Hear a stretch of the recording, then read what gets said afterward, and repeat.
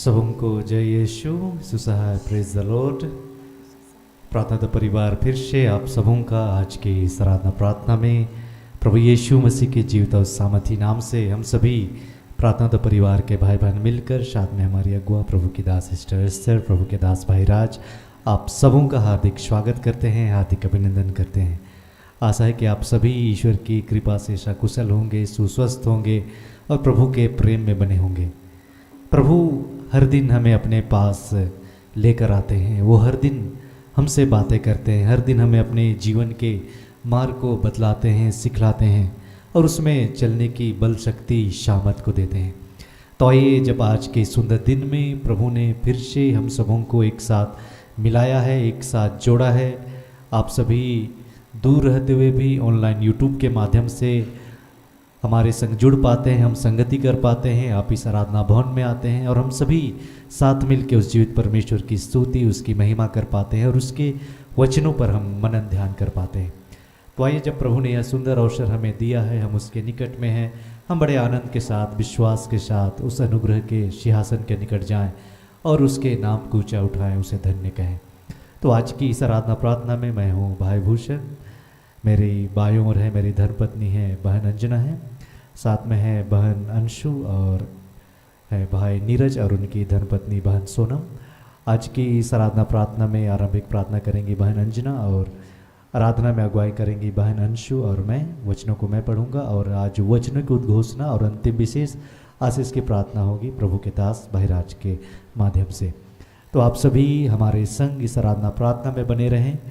आइए हम एक दूसरे के लिए प्रार्थना करें और आज के दिन में जो प्रभु हमें आशीष देना चाहते हैं, जो बातें हमें सिखलाना चाहते हैं, उन हर एक आशीषों को, उन हर एक बातों को हम सभी ग्रहण करने वाले हो पाए। तो आइए हम बड़े आनंद के साथ, विश्वास के साथ प्रभु की स्तुति, उसकी आराधना, उसकी भक्ति में हम लीन हो जाएं। आइए हम प्रार्थना में आगे बढ़ें।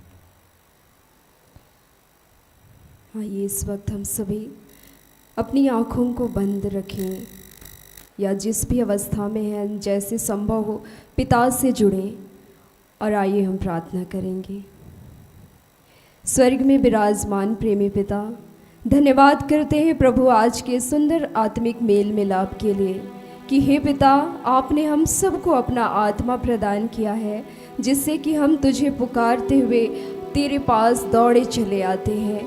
हे पिता, इस वक्त हम जिस भी संघर्ष में हैं प्रभु, हे पिता, जहाँ हम पहुँचना चाहते हैं, विशेष रूप से हम तेरी इच्छा को जानना चाहते हैं प्रभु, और उस और दौड़ में हम सम्मिलित हैं पिता। हे प्रभु, कई बार हम थक जाते हैं प्रभु, हम परेशान हो जाते हैं।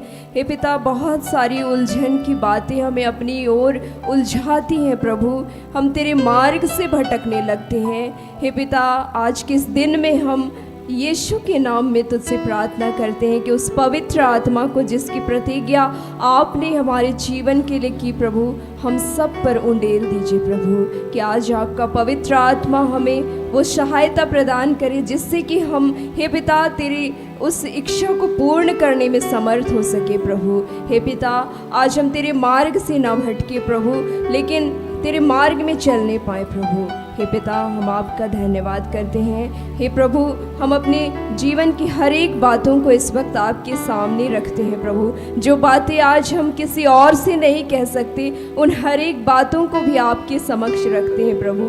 हमारे हृदय से, हमारे मन से, हमारे जीवन से उन बातों को आप लीजिए प्रभु, हमारी उन तकलीफ़ों को लीजिए प्रभु, हमारे उन कष्टों को लीजिए प्रभु, और हम में से हर एक को पिता वो सांत्वना अपनी आत्मा के द्वारा, वो सांत्वना, वो शांति, वो आनंद हमें प्रदान कीजिए प्रभु, कि हम अपने दुखों में भी तेरे प्रेम को महसूस कर सकें। हे पिता, उस दुख में भी हम आनंद का अनुभव कर सकें, जो आनंद हमें इस बात की संतुष्टि देती है कि तू हमारे साथ है और तू हमारा साथ कभी न छोड़ने वाला परमेश्वर है। हे पिता, आज के दिन में तेरे बच्चे तुझे पुकार रहे हैं प्रभु, जहाँ कहीं भी आपके बच्चे इकट्ठे होकर तेरे नाम को लेते हैं, उन सब को, हम सब को स्पर्श कीजिए प्रभु, अपनी उपस्थिति से भर दीजिए, एक नए बल, एक नए सामर्थ्य को दीजिए प्रभु, जिससे कि हम तेरी आराधना करते हुए, तेरी स्तुति महिमा करते हुए प्रभु अपने जीवन में में सफल हो सके प्रभु। हम निराश ना हो प्रभु,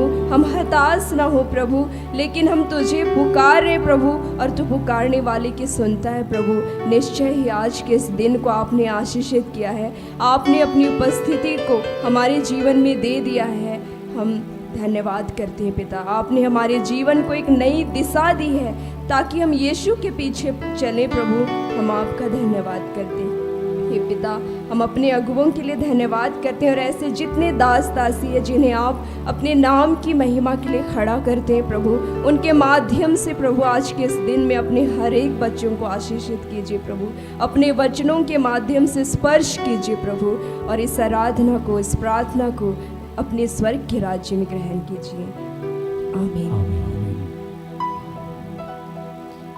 आइए इस वक्त में हम एक गीत के द्वारा प्रभु से प्रार्थना करें अपने विश्वास के लिए, अपने जीवन के आनंद के लिए, धैर्य के लिए।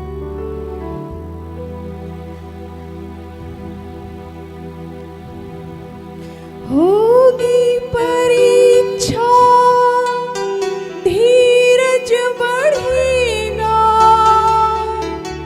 तपने के पश्चात सोना बनेगा। आनंद समझो, आनंद समझो।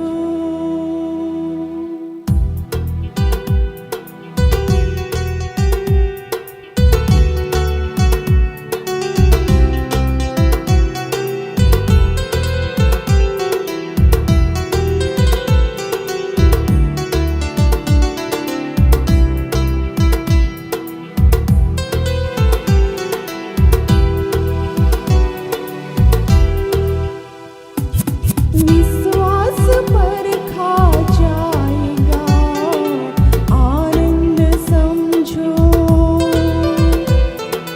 विश्वास परखा जाएगा, आनंद समझो। शैतान तुमको डराएगा, आनंद समझो। शैतान तुमको डराएगा, आनंद समझो। विश्वास परखा जाएगा, आनंद समझो। विश्वास परखा जाएगा, आनंद समझो। शैतान तुमको डराएगा, आनंद समझो। शैतान तुमको डराएगा, आनंद समझो। होगी परीक्षा, धीरज बढ़ेगा, तपने के पश्चात सोना बनेगा। होगी परीक्षा, धीरज बढ़ेगा, तपने के पश्चात सोना बनेगा। आनंद समझो, आनंद समझो। विश्वास परखा जाएगा, आनंद समझो। शैतान तुमको डराएगा, आनंद समझो।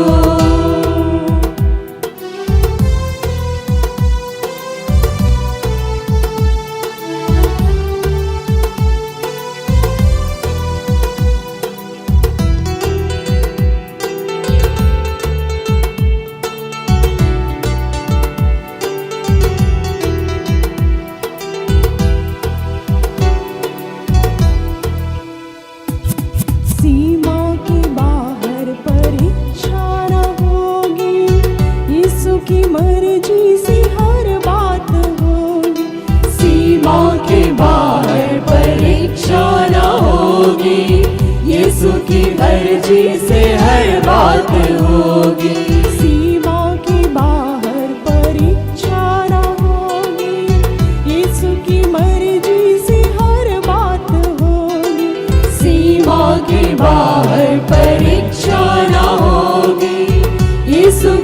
मर्जी से हर बात होगी। जितना वचन में समाएगा, जितना वचन में समाएगा, आनंद समझो। विश्वास पर खा जाएगा, आनंद समझो। शैतान तुमको डराएगा, आनंद समझो।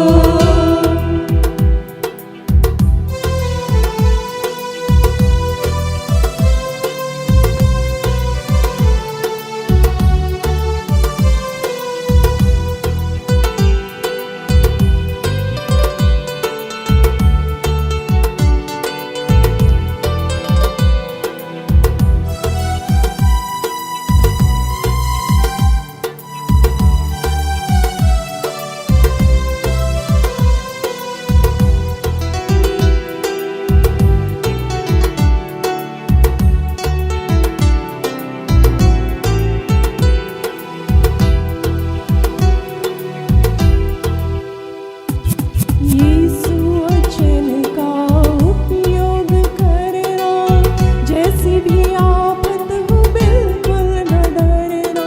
यीशु वचन का उपयोग करना, जैसी भी आफत हो बिल्कुल न डरना।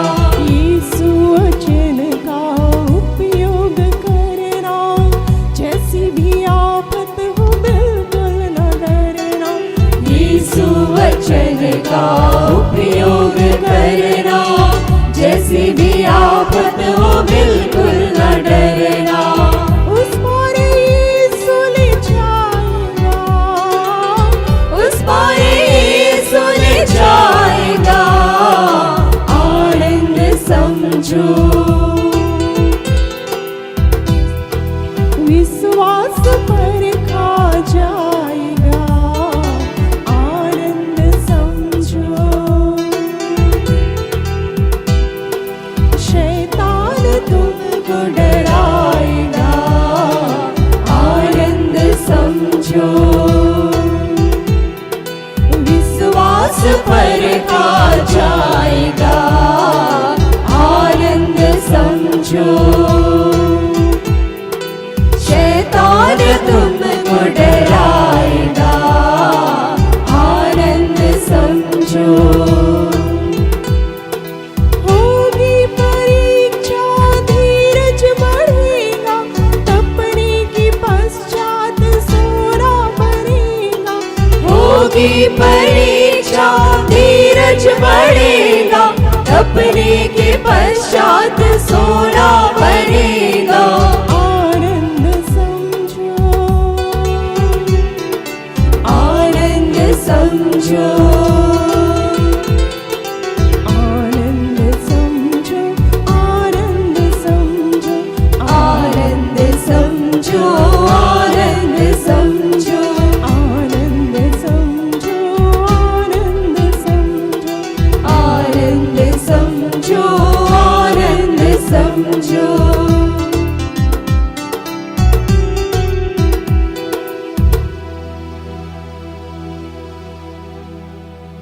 आइए हम फिर से उस जीवित परमेश्वर की स्तुति करें, उसकी महिमा गाएं, जो हर परिस्थिति में हमारे संग हमारे साथ रहता है, जिसने कहा कि याद रखो मैं संसार के अंत तक सदा तुम्हारे संग हो, तुम्हारे साथ हो। चाहे जीवन में जितनी भी विपरीत परिस्थितियां आए, थोड़े समय के लिए हमें लगे कि सब कुछ समाप्त हो गया, सब कुछ खत्म हो गया, लेकिन वो ईश्वर हमसे कहता है मैं जीवन भर तुम्हारे संग हूँ, साथ हूँ। वो हमें हर एक परिस्थितियों से निकालने में सामर्थ्य है। तो आइए फिर से उसके इस अद्भुत प्रेम के लिए, उसके इस अद्भुत अनुग्रह के लिए हम उसके नाम को ऊंचा उठाएं, उसे धन्य कहें, उसकी स्तुति करें, उसकी महिमा गाएं।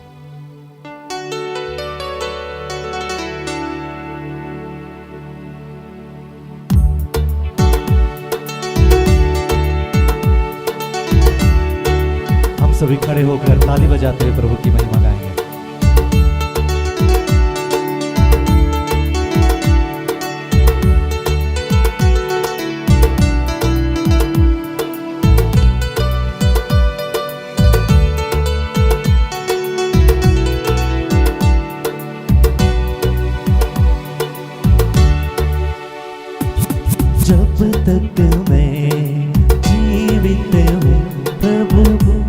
ही साथ रहेगा,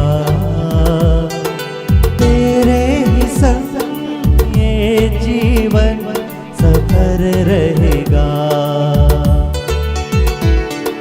जब तक मैं जीवित हूँ प्रभु तेरा ही साथ रहेगा,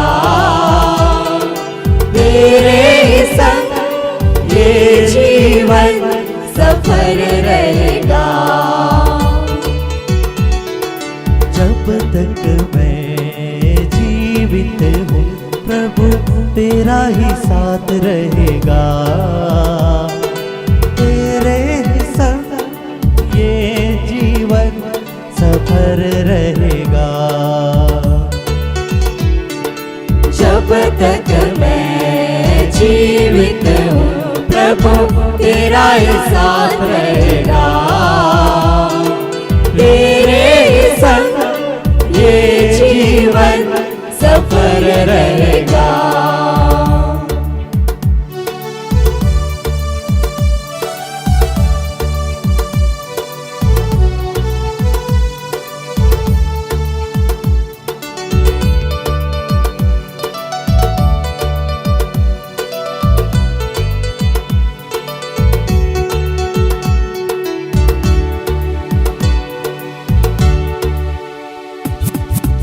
यीशु मेरा जीवन दाता, जीवन ये उसका है। यीशु मेरा जीवन दाता, जीवन ये उसका है। जीवन के हर पल में मुझको वो संभालता है। जीवन के हर पल में मुझको वो संभालता है। जब तक मैं जीवित हूँ प्रभु तेरा ही साथ रहेगा, तेरे ही संग ये जीवन सफल रहेगा। जब तक मैं जीवित हूँ प्रभु तेरा ही साथ रहेगा, तेरे ही संग ये जीवन सफल रहेगा।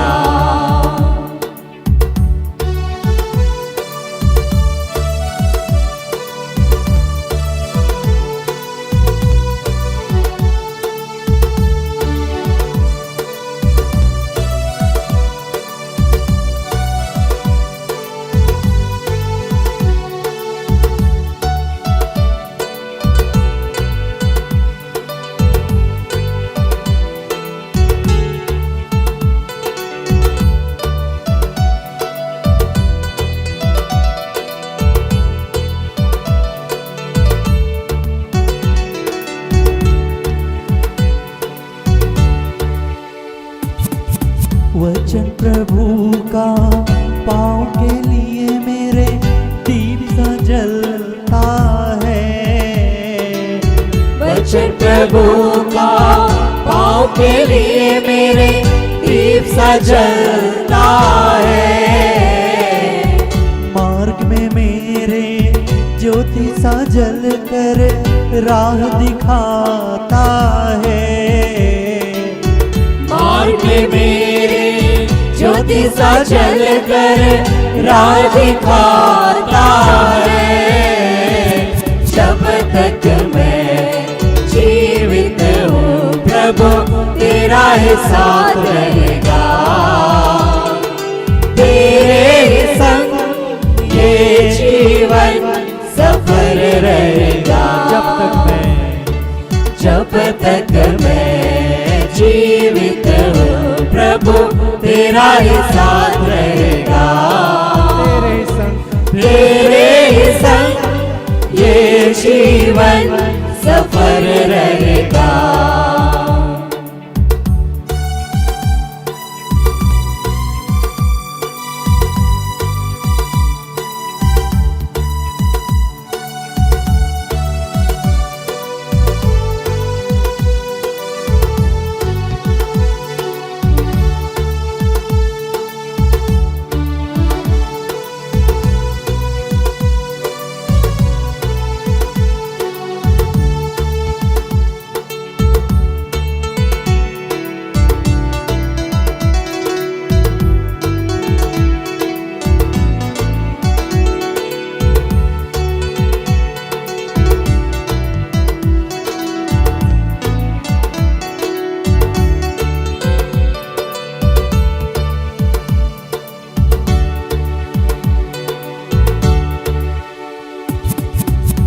वचन प्रभु तेरा हृदय में मैंने ऐसा छोड़ा है।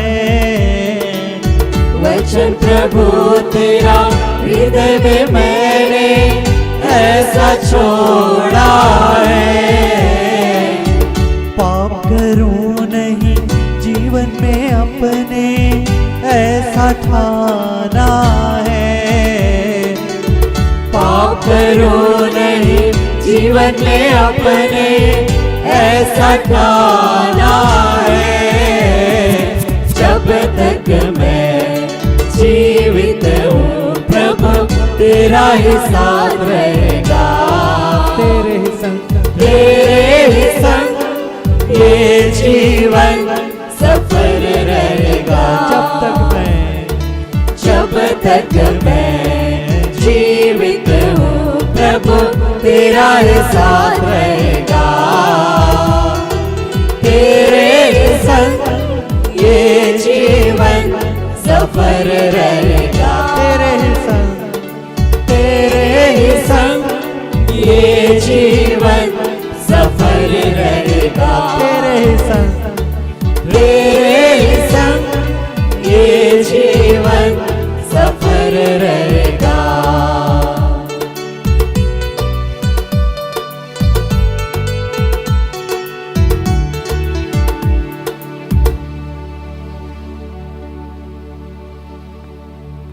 धन्यवाद पिता, तेरी महिमा करते हैं प्रभु, तेरी स्तुति गाते हैं पिता, तुझे धन्य कहते हैं आपके इस अनुग्रह के लिए प्रभु जो आपने हम पर किया है, उस प्रेम के लिए प्रभु जो आपने हम में प्रकट किया है, हमसे किया है। धन्यवाद पिता, तेरी महिमा हो, तेरी स्तुति हो, तेरी आराधना प्रभु, तुझे धन्यवाद। सब कुछ आपके हाथों सौंपते समर्पित करते हुए इस आराधना, इस प्रार्थना को हे पिता हम यीशु नाम में आपको चढ़ाते हैं। सुनकर आनंद से अपने ईश्वर के राज में ग्रहण कीजिए। आमीन। आइए हम आज के लिए ठहराए गए वचन को सुनेंगे जिसे प्रभु ने हमें अपनी बेटी, अपनी दासी, हमारी अगुआ सिस्टर एस्तर के माध्यम से दिया है। आज के लिए 2 वचन दिए गए हैं। पहला वचन है उत्पत्ति ग्रंथ से, उत्पत्ति ग्रंथ अध्याय 12 पद संख्या 2 और 3। वचन ऐसा कहता है, मैं तुम्हारे द्वारा एक महान राष्ट्र उत्पन्न करूंगा, तुम्हें आशीर्वाद दूंगा और तुम्हारा नाम इतना महान बनाऊंगा कि वह कल्याण का स्रोत बन जाएगा। जो तुम्हें आशीर्वाद देते हैं मैं उन्हें आशीर्वाद दूंगा, जो तुम्हें शाप देते हैं मैं उन्हें शाप दूंगा। दूसरा वचन है याकूब के पत्री से अध्याय 1 पद संख्या 3 और 4। आप जानते हैं कि आपके विश्वास का इस प्रकार का परीक्षण धैर्य उत्पन्न करता है। धैर्य को पूर्णता तक पहुंचने दीजिए, जिससे आप लोग स्वयं पूर्ण एवं अनिंद्य बन जाएं और आप में किसी बात की कमी नहीं रहे। यहाँ तक यह प्रभु की वाणी है। ईश्वर को धन्यवाद।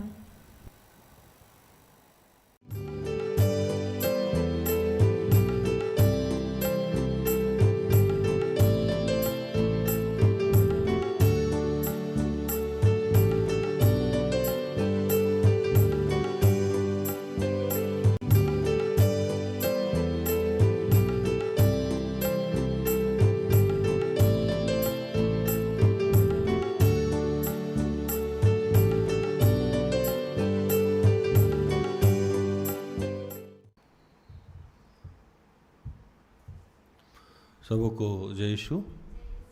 यीशु सहाय। Praise the Lord.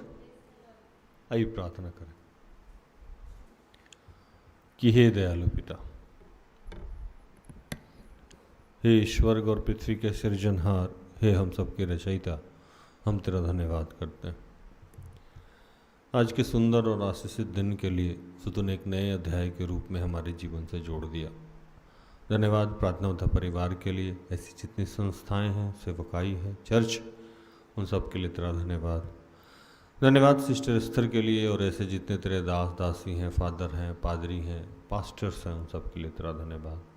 और धन्यवाद करते हैं जितने लोग इस वक्त आराधनालय में हैं और अपने घरों में बैठे या मार्ग में चलते हुए इस प्रोग्राम से जुड़े हुए हैं, आराधना प्रार्थना में सम्मिलित, उन सब के लिए तेरा धन्यवाद करते हैं। इस वक्त जहाँ जहाँ तेरे बच्चे तेरे नाम से कहीं भी इकट्ठे होकर तेरी महिमा कर रहे हैं, उन सब के लिए भी तेरा धन्यवाद करते हैं कि बेटा आज तू हम सबको जो सिखाना समझाना चाहता है उसके लिए हम सबको अपना अभिषेक दे, और अब तक जो हमने कार्य आपकी इच्छा के विरुद्ध किया है उसके लिए तुझसे क्षमा चाहते हैं। इन तमाम प्रार्थना को प्रभु यीशु के जीवित और पवित्र नाम से मांगते हैं। दया से सुन और स्वर्ग के राज में ग्रहण कर। आमीन।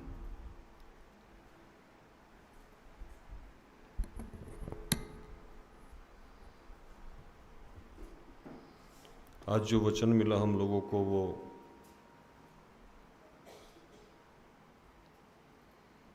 उत्पत्ति 12:2-3, याकूब 1:3 और 4।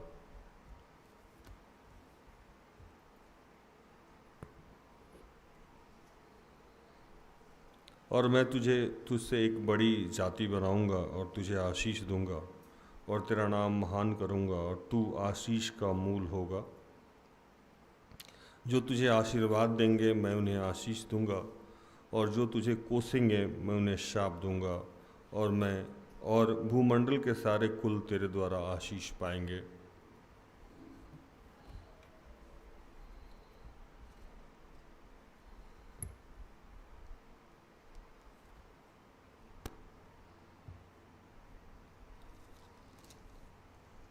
यह जानकर कि तुम्हारे विश्वास के परखे जाने से धीरज उत्पन्न होता है, पर धीरज को अपना पूरा काम करने दो कि तुम पूरे और सिद्ध हो जाओ, कि तुम में किसी बात की घटी न हो।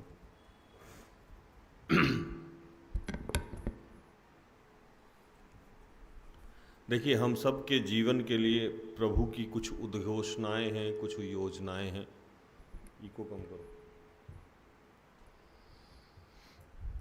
कोई कमिटमेंट है सबके जीवन में। किसी को प्रभु ने बोला कि आपको नौकरी मिलेगा, किसी को बोला धन मिलेगा, किसी को बोला विवाह होगा, लेकिन सब में कहीं ना कहीं विलंब चल रहा, देर हो रहा। और ये जो देर होना हमारे लिए बड़ी कठिन बात होती है। जो हमारे जीवन में जब भी किसी चीज़ के लिए इंतज़ार करना पड़ता है तो बड़ा कठिन होता है, या वो कई बार मिलते मिलते नहीं मिलता है तो भी बड़ा कठिन काम होता है। या कोई प्रार्थना हम कर रहे हैं और उस प्रार्थना का उत्तर नहीं मिलता है। जैसे हम प्रार्थना कर रहे हैं कि भूषण भाई को इस सेवकाई से हटा दिया जाए, बहुत तबाह किए वो। एक उदाहरण दे रहे हैं, उदाहरण दे रहे हैं, ऐसा है नहीं। भूषण भाई के लिए तो हम प्रार्थना करते हैं कि जीवन के अंत दिन तक मेरे साथ रहे।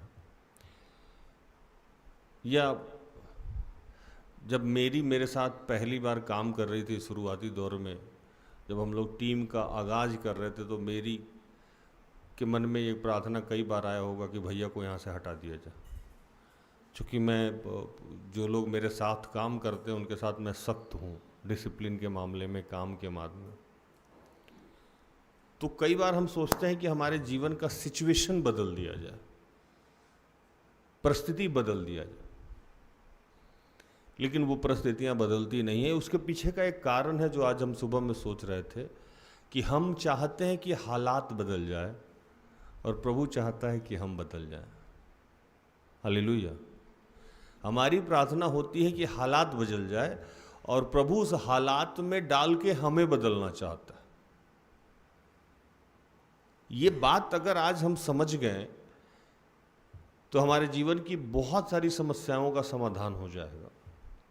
हालात अगर बदल जाए तो फिर हालात खराब हो सकता है, सिचुएशन फिर से खराब आएगा, और फिर उस सिचुएशन में जब आप पड़िएगा तो फिर आप परेशान हो जाइएगा। फिर प्रभु को कहिएगा कि ये हालात भी बदल दो। हुसैन भाई, तो जब जब हमारे सामने विकट परिस्थिति आती है तो हम ये प्रार्थना करते हैं कि प्रभु इस परिस्थिति को हटा दो हमारे सामने से। और प्रभु का काम करने का तरीका है कि प्रभु उस परिस्थिति को नहीं बदलता है, प्रभु आपको उस परिस्थिति से ले जाके, उस हालात से ले जाके आपको बदलना चाहता है, जो किसी भी इंसान को गंवारा नहीं। हम अपने आप में बदलाव करना नहीं चाहते हैं, हम सिचुएशन बदल देना चाहते हैं।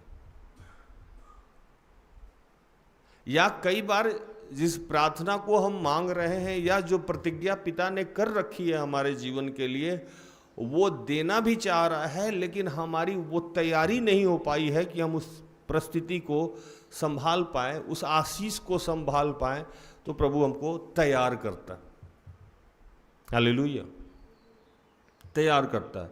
और उस तैयारी को हम लोग परीक्षा कहते हैं। जो आज बहन अंशु गा रही थी कि विश्वास परखा जाएगा, आनंद समझो, शैतान तुमको डराएगा, आनंद समझो। तो जब भी कोई परिस्थिति आए जो विकट लग रहा है आपको, तो आपको मुस्कुराना चाहिए, आनंदित होना चाहिए। क्योंकि इसलिए आनंदित होना चाहिए कि दो काम उसमें हो रहा है। एक, आप प्रभु के और करीब आ रहे हैं। विकट परिस्थिति में क्या होता है, हम कहां पहुंचते हैं? प्रभु के करीब पहुंचते हैं। और दूसरा, हमें तैयार किया जा रहा है कि चाहे जितनी भी विकट परिस्थिति इसके बाद आए, उस परिस्थिति से हम खुद ब खुद रूबरू होकर लड़ ले और हमें किसी सहारे की जरूरत ना पड़े। जब बाइबल को गहन अध्ययन कीजिएगा तो बाइबल के में प्रबंधक जो चुना जाता है, जो काम करने वाले सेवक को जो चुना जाता है, वो हमेशा बुजुर्ग आदमी को चुना जाता है। नौजवान को प्रबंधक कभी भी बाइबल नहीं बनाता है। या हम अगर स्कूल खोले हैं, कॉलेज खोले हैं, बैंक चला रहे हैं, तो कहीं भी किसी बच्चे को हम प्रबंधक नहीं बनाते। बनाते हैं बुजुर्ग? नहीं बनाते। हमारे यहाँ भोजपुरी में कहावत है कि लइका राजा बूढ़ दीवान, मामला बिगड़े साँझ बियान। लइका मतलब लड़का, बालक, बूढ़ मतलब बूढ़ा। तो जहाँ का राजा अगर बच्चा हो जाए और सलाहकार बूढ़ा हो जाए, वो राज क्या हो जाएगा? विनाश हो जाएगा। लइका राजा बूढ़ दीवान, मामला बिगड़े साँझ बियान, मतलब सुबह में भी खराब रहेगा और शाम में भी खराब रहेगा। ये जब इसको यहाँ लाने का कारण क्या है कि किसी भी प्रबंधक को, जैसे सिस्टर एस्थर मेरे से काफ़ी छोटी हैं, अभिषेक में बड़ी हैं, उम्र में छोटी हैं, प्रबंधक वो नहीं, मैं हूँ यहाँ का। उसके पीछे का कारण क्या है कि जीवन का उतार चढ़ाव बाल पकने से नहीं होता है। बाल तो आजकल 4 साल के बच्चा का भी पका हुआ है, इसका मतलब अनुभव ही थोड़ी है। अनुभव आता है मार खाने से, घिसने से, रोड पे गिरने से, अच्छे बुरे हालात को सहने से। तो वो आदमी जब प्रबंध करता है तो उसको पता होता है कि चीज़ों को कैसे हैंडल किया जाए। हालेलुया। तो आप जितने बड़े बड़े पद पे देखेंगे, या विशेषकर हम सेवकाई की बात करें, तो वहाँ वैसे लोगों को प्रभु चुन चुन के बैठाता है जो जिसका पिछला पास्ट देखिएगा तो आप बहुत खराब रहेगा। जैसे बाइबल, आधा बाइबल जो लिखा वो कौन था? नया नियम का आधा बाइबल, आधा से अधिक बाइबल जो लिख दिए वो कौन थे? पौलुस थे। और पौलुस सब, उसके पहले कौन थे? साउल थे। साउल के बारे में अगर आप जानिएगा तो आपको साउल से नफरत हो जाएगा।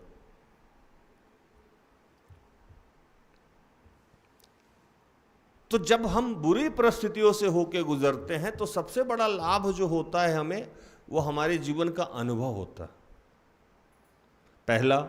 दूसरा कि हम जब बुरे परिस्थितियों से होके गुजरते हैं और जितने विलंब से जो कुछ मिलता है, तो हमें पता होता है कि ये काम मेरे सामर्थ्य और मेरी ताकत से नहीं हुआ, ये प्रभु की कृपा है। तो हम अभी प्रभु के और करीब आ जाते हैं। एक उदाहरण के तौर पे मैं आपको बताऊं, फिर मैं आगे प्रचार में बढ़ जाऊंगा। अयूब से जब पूछा गया कि आपके जीवन का सबसे अच्छा पल कौन सा था, तो अयूब का जवाब था, जब मैं कोढ़ में था। अयूब ने कभी भी ये जवाब नहीं दिया कि मैं जब धनी था, जब मैं सुख से जी रहा था, जब मैं चैन से जी रहा था, नहीं। अयूब से पूछा गया कि आपके जीवन का सबसे अच्छा पल कौन सा था, तो अयूब ने जवाब दिया, कोढ़ में। भाई क्यों, उस समय तो तुम तड़प रहे थे। तो उसका कहना था कि उस समय पिता ईश्वर हमसे बात करने आते थे कि अयूब तुम्हारा हाल क्या है। तो परीक्षा से दो लाभ हमेशा होता है कि पहला तो हमें अनुभव होता है, जीवन का अच्छा बुरा अनुभव होता है, और जिस पद के लिए हमें तैयार किया जाता है उसकी तैयारी पूर्ण रूप से तभी होती है जब हम विकट परिस्थिति में होते हैं। अच्छे परिस्थिति में हमारी कभी भी तैयारी नहीं होती। और दूसरा कि हम प्रभु के और करीब आते हैं तो इससे हमारा विश्वास बढ़ता है कि हमारे जीवन में ये सारा काम कौन कर रहा है, ईश्वर कर रहा है। आप क्रिकेट देखते होंगे, आप लोग, कॉमन प्ले है हमारे इंडिया में, सब पूरे वर्ल्ड में सबसे पॉपुलर प्ले है क्रिकेट, जिसका रेवेन्यू भी बहुत ज़्यादा जनरेट होता है, मतलब उसके माध्यम से पैसा भी हम लोग बहुत कमाता है सब लोग। क्रिकेट में चाहे जितना भी बड़ा प्लेयर हो, शतक मारने से बाद क्या देखता है वो, कुछ लोग ऊपर देख के धन्यवाद करता है, कुछ जमीन चूम के धन्यवाद करता है। उसको पता है कि ये शतक मेरे से बनने वाला नहीं है। अगर ये शतक बनने वाला हमसे रहता तो वो हर मैच में शतक मारता। उसको पता है कि हर मैच में शतक हमसे नहीं लगता है। वो एक ही व्यक्ति जो टैलेंटेड है, उसका टैलेंट दूसरे दिन कहाँ चला जाता है। आपको एक टाइम याद होगा जब हमारे सचिन साहब, जो गॉड ऑफ क्रिकेट कहा जाता है, एक फेज था जो सचिन 99 पे आउट हो जाते थे। क्या विपिन भाई याद है ना? जब होता था वो 99 पे आउट हो जाते थे, मतलब 98 99 पे गए और पूरा इंडिया हाथ यहाँ रखे हुए कि पता नहीं आगे बढ़ेगा नहीं बढ़ेगा। वो भी डिप्रेशन में, सचिन साहब भी डिप्रेशन में कि भैया ये मैच आगे बढ़ेगा कि नहीं बढ़ेगा। और करीबन मुझे जहाँ तक याद है कि एक आधा साल सचिन के लाइफ में ये फेज रहा कि 99 से ज़्यादा वो जाते ही नहीं थे। जबकि सचिन का एक स्टेटमेंट था जो वो कहते थे कि मुझे कभी भी पुराने बॉल पे आउट नहीं किया गया। पुराना बॉल का मतलब कि अगर किसी बॉलर ने इस टाइप से बॉल फेंका और मैं आउट हो गया, उसी बॉल को उसी तरीका से अगर दोबारा फेंका जाए तो मैं आउट नहीं हो सकता हूं, क्योंकि मैंने सीख लिया कि इसको डिफेंड कैसे करना। तो मुझे जब भी आउट कराया गया है तो किसी नए तरीके के बॉल से। ये सचिन का अपना स्टेटमेंट, क्योंकि एक बार जिस तरीके से मैं आउट हो जाऊंगा, दूसरी बार उसी तरीके से मुझे आउट नहीं कराया जा सकता है, क्योंकि मैं उसका तैयारी कर लेता हूं, मुझे याद रह जाता है। वो सचिन जो गॉड क्रिकेट के दुनिया के भगवान कहे जाते थे, वो सचिन भी, उनका एक आधा साल ऐसा रहा कि वो 99 पे ही आउट हो जाते थे, एक रन उनसे आगे नहीं बढ़ता था। क्या हुआ? उन दिनों वो प्रभु के और करीब आए, ज़्यादा आराधना प्रार्थना में जले गए, क्योंकि प्रभु ये मेरे टैलेंट से होता नहीं है। एक दोहा जो मैं बार बार समझाता हूँ कि दुख में सुमरन सब करे, सुख में करे न कोई। किस चीज़ में सुमरन करते हैं हम? दुख में। सुमरन मतलब आराधना, प्रार्थना, प्रभु को याद करना। दुख में सुमरन सब करे, सुख में करे न कोई, और जो सुख में सुमरन करे तो दुख काहे क्यों कोई। इसका मतलब कि हम अपने अच्छे परिस्थिति में ईश्वर के पास नहीं जाते। तो प्रभु को भी पता है कि दो तरीका है। पहला कि ये चाहता है कि हमारे जीवन की परिस्थिति बदल दी जाए, हालात बदल जाए, लेकिन नहीं, प्रभु हालात नहीं बदलना चाहता है, प्रभु हमें बदलना चाहता है। क्यों? तो इस बात को अगर समझना है तो पिता की तरह समझे। पिता, जैसे मैं आज किसी को गाड़ी में बोल के आ रहा था कि एक माँ चाहती है कि उसका बच्चा आज कैसे खाए, जल्दी से नाश्ता कर लो, जल्दी से सो जाओ, जल्दी से जग जाओ, ये कर लो वो कर लो, बाबू को परेशानी नहीं होना चाहिए, सोना को दिक्कत नहीं होना चाहिए, एक ही तो बेटा है, एक ही तो बेटी है। माँ एकदम लोलो पोचो किए जा रही है उसको। पिता क्या है, सख्त हो जाता है, क्योंकि पिता को पता है कि कल हम नहीं रहेंगे, कल ये धन नहीं रह सकता है, ये गाड़ी नहीं रह सकती, ये घर नहीं रह सकता है, लेकिन इसका टैलेंट इसके साथ रह सकता है। तो उसके लिए वो सख्त हो जाता है, चाहे जितना भी प्यार हो, लेकिन एक सख्ती अपनाता है। क्यों? तो भविष्य में चाहे जैसे भी हालात इसके पास हो, अगर आज इसके जीवन में इसको बदल दिया जाए तो किसी भी हालात से ये लड़के बाहर निकल जाएगा। हालेलुया।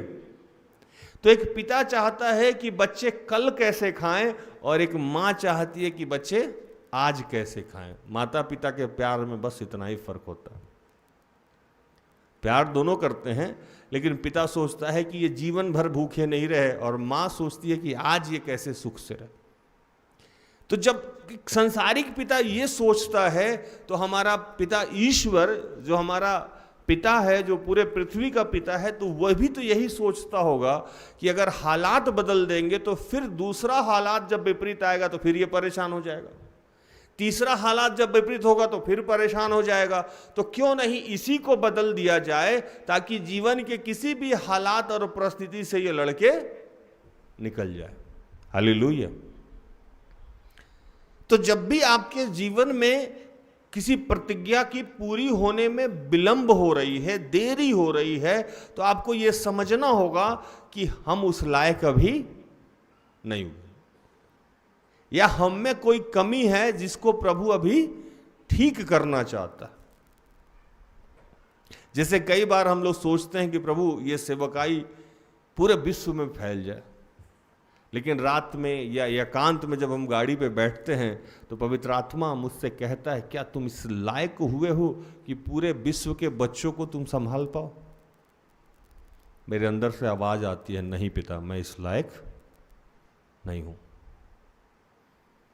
मांगने के लिए हम कुछ भी मांग सकते हैं, लेकिन कभी कभी देखिए, सक्सेस आदमी वही है जो अपने आप से झूठ नहीं बोलता।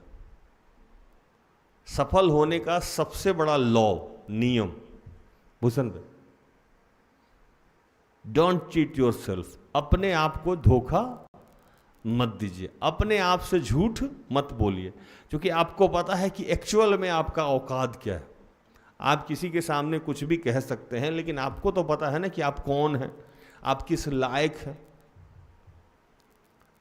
तो जब भी किसी परिस्थिति में आप उलझे हुए हैं या फंसे हुए हैं, तो आप ईश्वर की तरफ उंगली करने से पहले अपने आप से पूछ लीजिए कि क्या ये हो जाएगा तो मैं इसको संभाल लूंगा।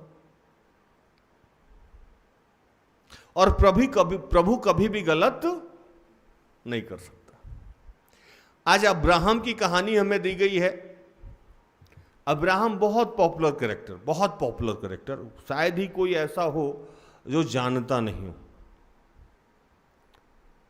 अब्राहम का 2 नाम था।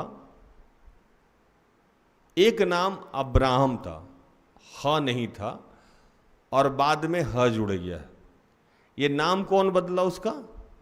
ईश्वर ही बदला। अब अब्राहम के कहानी से आज हमें क्या प्रभु सिखाना चाहता है, पहले यह समझ लेना चाहिए। अब्राहम के जो पिता थे वो कनान देश जाना चाहते थे। अब्राहम नहीं, अब्राहम के पिता कनान देश जाना चाहते थे, और वो अपना घर परिवार छोड़ के सारे बाल बच्चों के साथ निकले थे, और एक जगह जाके वो रुके, और रुके तो वहीं रुक गए और उनकी मृत्यु हो गई। कनान देश वो नहीं पहुंच पाए। जब उनकी मृत्यु हुई तो मृत्यु के ठीक बाद अब्राहम के पास ईश्वर का वचन पहुंचा कि इसे आप छोड़ के निकल जाइए। किसको छोड़ना है? घर परिवार कुटुंब को छोड़ दीजिए। सोचिए, जिस घर में पिता का देहांत हुआ हो और उसके बेटे को कहा जाए कि परिवार छोड़ के बाहर निकल जाइए, कैसा फील होगा? टॉर्चर है ना ये, कि भैया अभी अभी तो मेरे पापा मरे हैं और हम लोग अपने घर में भी नहीं हैं, हम लोग यहाँ भी जहाँ हैं वहाँ परदेशी हैं, है ना, और आप कह रहे हैं कि यहाँ से भी छोड़ के हट जाइए। अभी सबसे ज़्यादा ज़रूरी काम क्या है मेरे जीवन के लिए कि मेरी माँ और मेरे परिवार के लोग जो पिता के नहीं रहने पे अकेलापन महसूस कर रहे हैं, वहाँ मैं इनके साथ रहूँ। हाँ या नहीं? सही है कि नहीं सही है? कोई भी तो यही कहेगा ना कि भैया मेरे घर में तो अभी तत्काल मौत हो गई है और आप कह रहे हैं कि घर परिवार छोड़ के निकल जाइए। पढ़िए वचन।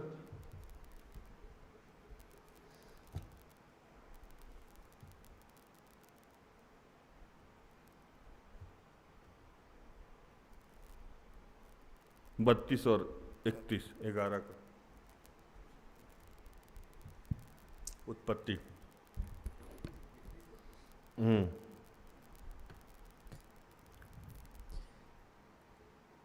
तेरा अपने पुत्र अब्राम और अपने पोते लूत जो हरान का पुत्र था और अपनी बहू सारै जो उसके पुत्र अब्राहम की पत्नी थी, इन सबों को लेकर कसदियों के उर नगर से निकल कनान देश जाने को चला, पर हरान नामक देश में पहुंचकर वहीं रहने लगा। जब तेरह 205 वर्ष का हुआ तब वह हरान देश में मर गया। तेरह किसका नाम था? अब्राहम के पापा का। क्या नाम था? कैसे याद रखेंगे हम लोग उसको? 11 12 13 है ना, हमेशा याद रहेगा, ऐसे याद नहीं रहेगा, है ना।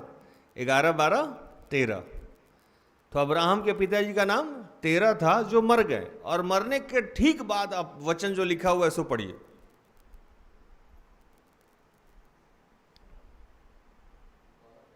एक,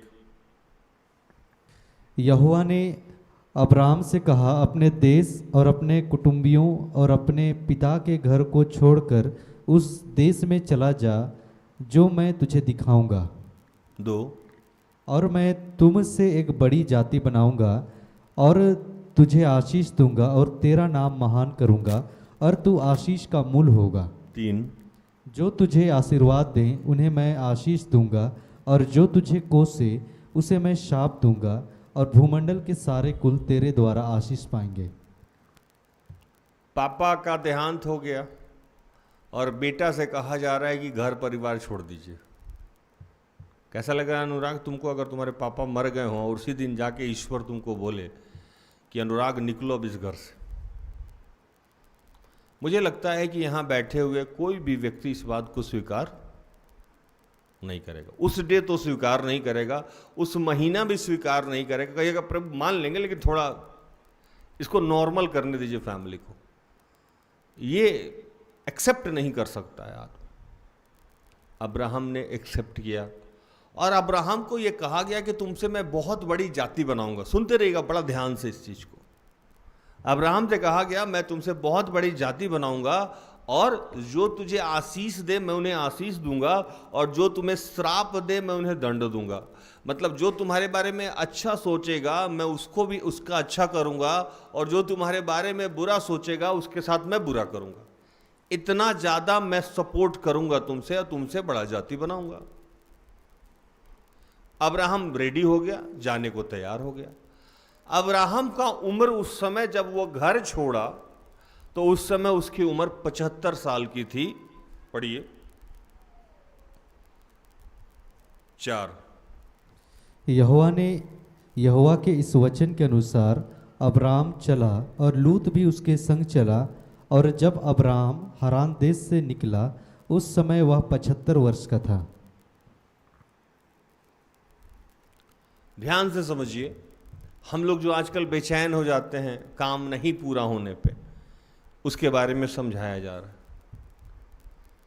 हम सबके साथ कुछ ना कुछ प्रतिज्ञाएं हैं, और जैसे मेरे बारे में बोला गया है कि हम एक बहुत बड़ा बिजनेस करेंगे।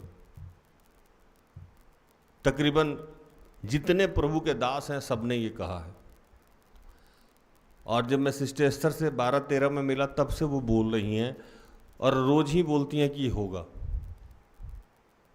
किसी दिन मेरा ही सर न फोड़ ले हम अपना जाकर दीवार पे। लोगों का काउंसलिंग करते करते मेरा काउंसलिंग कौन करेगा भाई? 13 से बोला हुआ बात और 25 हो गया। 12 साल तो मेरे जिंदगी का आपके चक्कर में बीत गए और हो ही नहीं रहा। हो ही नहीं रहा है। रोज कुछ ना कुछ समस्या रहता है, रोज कुछ ना कुछ प्रॉब्लम रहता है। इसी को कहते हैं विश्वास परखा जाएगा। शैतान तुमको डराएगा, आनंद समझो। किसी के लिए कहा गया है बच्चा होने वाला है, किसी का बच्चा रह के डॉक्टर डरा रहा है ये खराब वो खराब, किसी का मिसकैरेज हो गया तो वो समस्या, किसी का जॉब मिल गया है तो वो जॉब में परेशान किया जा रहा है तो वहां परेशानी है, किसी का जॉब नहीं मिला है इसलिए परेशानी है। हर आदमी के जीवन में जब आप टटोलिएगा तो उसके जीवन में जब अंदर झांकिएगा तो वो किसी ना किसी समस्या से जूझ रहा है, अपने आप से लड़ रहा है। और इसीलिए मैं कहता हूं कि चींटी अपने पांव से भारी, हाथी अपने पांव से भारी, है ना। जो जहां है वो अपनी समस्या से जूझ रहा है। एक महिला है जिनका पहले नौकरी नहीं हो रहा था, तो रोज हम लोग को बोलती थी नौकरी कब होगा, नौकरी कब होगा, नौकरी कब। और रोज हम लोग यही बात बोलते थे। मुझे लगता है कि उनको 16-17 से ये बात कही जा रही थी, या उससे पहले से भी। अभी तक कब बोली जा रही थी उनको? हाँ, 16-17 साल। नौकरी हो जाएगा, जब मिलती थी कब नौकरी होगा, जब मिलती थी कब नौकरी होगा। नौकरी कब हुआ? 24 में। 16 का प्रकाशन पूरा कब हुआ? 24 में। अच्छा, यहां भी प्रभु बख्शा नहीं उनको। 24 में नौकरी हो गया तो सैलरी नहीं मिला। अब वो वाला मैसेज हट गया, अब ये मैसेज आने लगा, राज भैया सैलरी कब मिलेगा, सैलरी कब मिलेगा, सैलरी कब मिलेगा। अब हम लोग हमेशा बोल रहे थे मिल जाएगा मिल जाएगा मिल जाएगा मिल जाएगा। कल हमको सिस्टर एस्थर बताई कि उसका सैलरी भी पूरा आ गया 1.5 साल बाद। Praise the Lord. हर आदमी के जीवन में कोई ना कोई समस्या है, लेकिन उस समस्या के बीच में हमारा बर्ताव क्या है, इस पे आप विश्वासी और गैर विश्वासी समझे जाएंगे। क्योंकि समस्या सबके साथ आना है। विलंब या शीघ्रता ये हमारे और आपके बीच में नहीं है, ये प्रभु के साथ है। देखिए, मंजिल का मजा नहीं होता है हुसैन भाई, रास्ते का मजा होता है। आप जब कहीं जाना है, वहां पहुंच ही गए तो क्या मजा लेना है, बीच का आनंद होता है ना। तो बीच का आनंद हम लोग लेना बंद कर देते हैं, टेंशन में कब पहुंचेंगे कब पहुंचेंगे कब पहुंचेंगे। अब पहुंच गया तो पूरा रास्ता हम लोग को याद ही नहीं रहता। और प्रभु हमें रास्ता में ही बदल देना चाहता है, ताकि जब हम मंजिल पे पहुंचे तो मंजिल का अनुभव हमें हो, मंजिल की शक्ति हमें पता हो, जिस चेयर पे हम बैठने जा रहे हैं उस चेयर का पावर हमें पता हो कि हम क्या करना।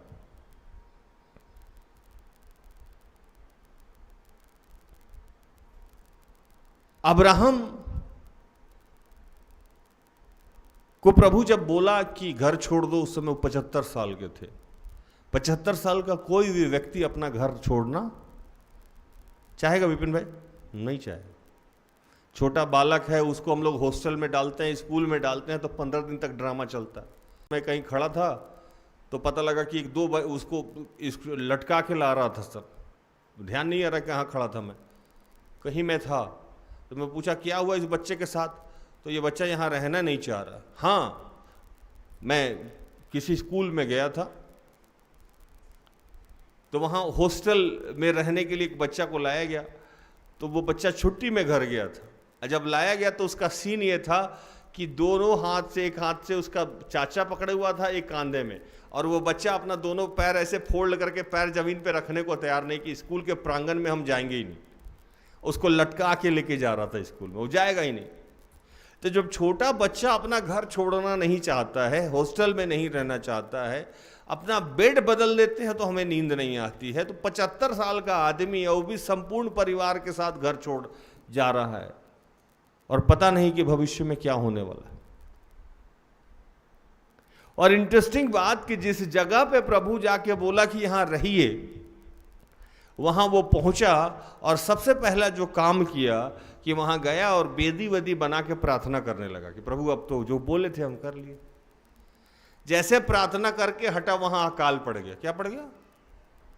अरे हद है प्रभु, एक तो अच्छा खासा हम घर पे रहते थे, वहां से आप हटा दिए। पापा मरे हुए थे, वहाँ से आप निकाल के लाएं, घर में माँ कैसी होगी, बाकी के फैमिली कैसे होंगे, यहाँ आके अभी हम बैठ के आराधना प्रार्थना ही कर रहे हैं, तब तक इस जगह पे अकाल लग गया। अब बोल रहे हो कि इस जगह को भी छोड़ दो। उम्र मेरा 75 साल का। पढ़िए वचन।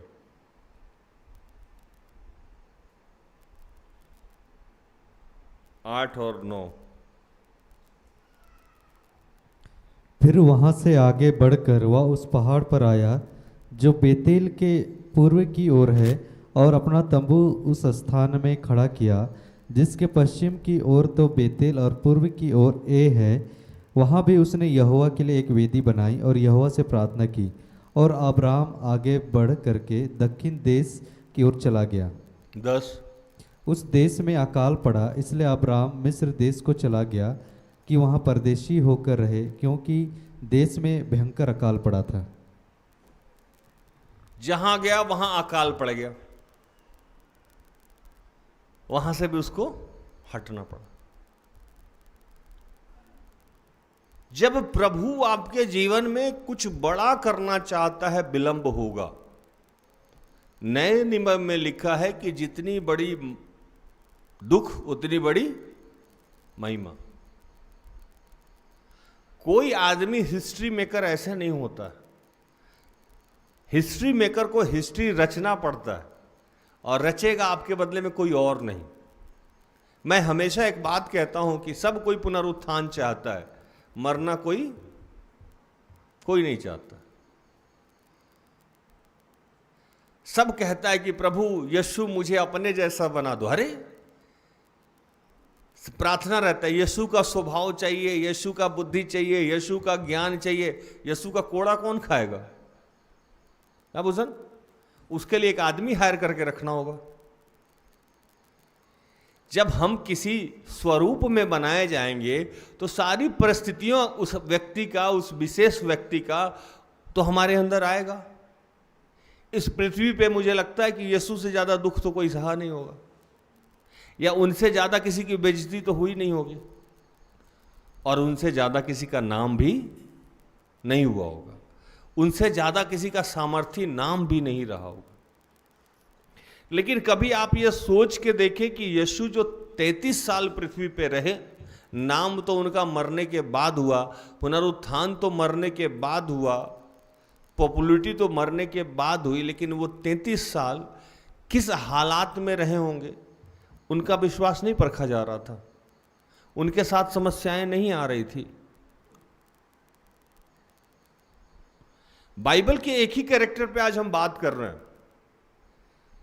और आज उससे अपने आप को कनेक्ट कर लेना होगा आपको और मुझे, कि हमारे जीवन में भी बहुत सारी प्रतिज्ञाएं हैं, बहुत सारे प्रभु के आशीष हैं जो हमें अभी दिख नहीं रहे हैं या मिल नहीं रहे हैं। इसका मतलब ये नहीं है कि वो होगा नहीं, उसको होना ही होना है, लेकिन आपको इस मार्ग में बने रहना होगा, चलते रहना होगा। सीन चाहे जो भी हो, आपको अपना विश्वास बदलना नहीं होगा। अब्राहम की तरह, अब्राहम घर छोड़े, परिवार छोड़े, कुटुंब छोड़े, और जहां गए वहां अकाल पड़ गया। उसके बाद जिस देश में गए उस देश से फिर उनको निकाला गया, जहां वो अपने पत्नी को बहन कह के इंट्रोड्यूस किए थे। वहां भी उनके साथ कुछ अच्छा नहीं हुआ। वहां से निकले, फिर एक अलग जाके एक रहने लगे, और फिर आगे कहानी में जब आप पढ़ेंगे, अब्राहम जिसके साथ रहता था, जो उनका भतीजा था, वो भी उनसे दगा करना शुरू कर दिया। वो भी उनका साथ देना छोड़ दिया, और दोनों में झगड़ा हुआ, क्लेश हुआ। अब्राहम ने कहा कि कोई दूसरा, तुम एक साइड तुम चले जाओ, एक साइड हम चले जाते हैं। और लूत ने क्या किया? लूत ने वो सारा जगह अपना सेलेक्ट कर लिया जहां हरियाली था, और सूखे वाले जगह किसको दे दिया? अब्राहम। आप चलेंगे, आपके जीवन में समस्याएं आएंगी, परिस्थितियां विपरीत होगी ही होगी। कई बार लोग मेरे पास आता है, कहता है भैया जब से आपके यहाँ आए हैं घर में झगड़ा शुरू हो गया। कल भी कोई हमको बता रहा था कि एक आदमी आपके यहाँ मिलने आया, तब से अच्छा हाँ विपिन भाई बता रहे थे, कोई आदमी झगड़ा शुरू हो गया, क्लेश हो गया।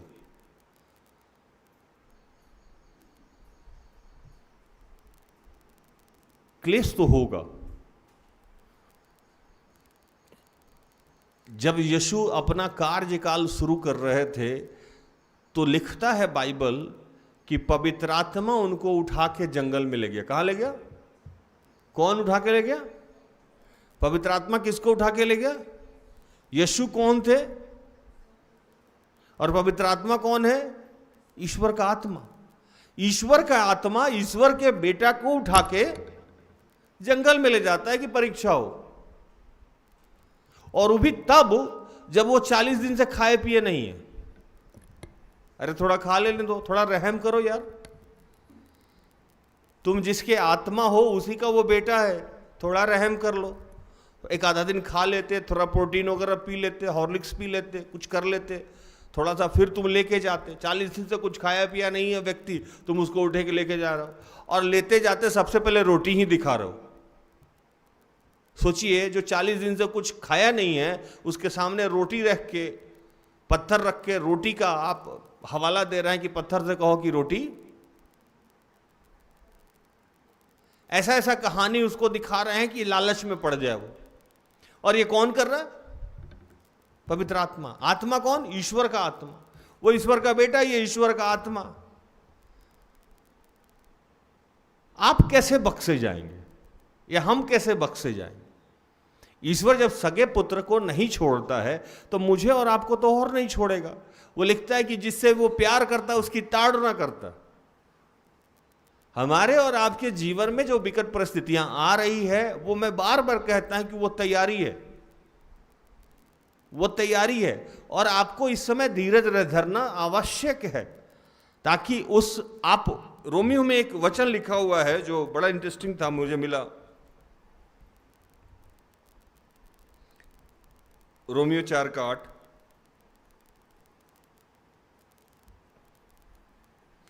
रोमियो 4:18।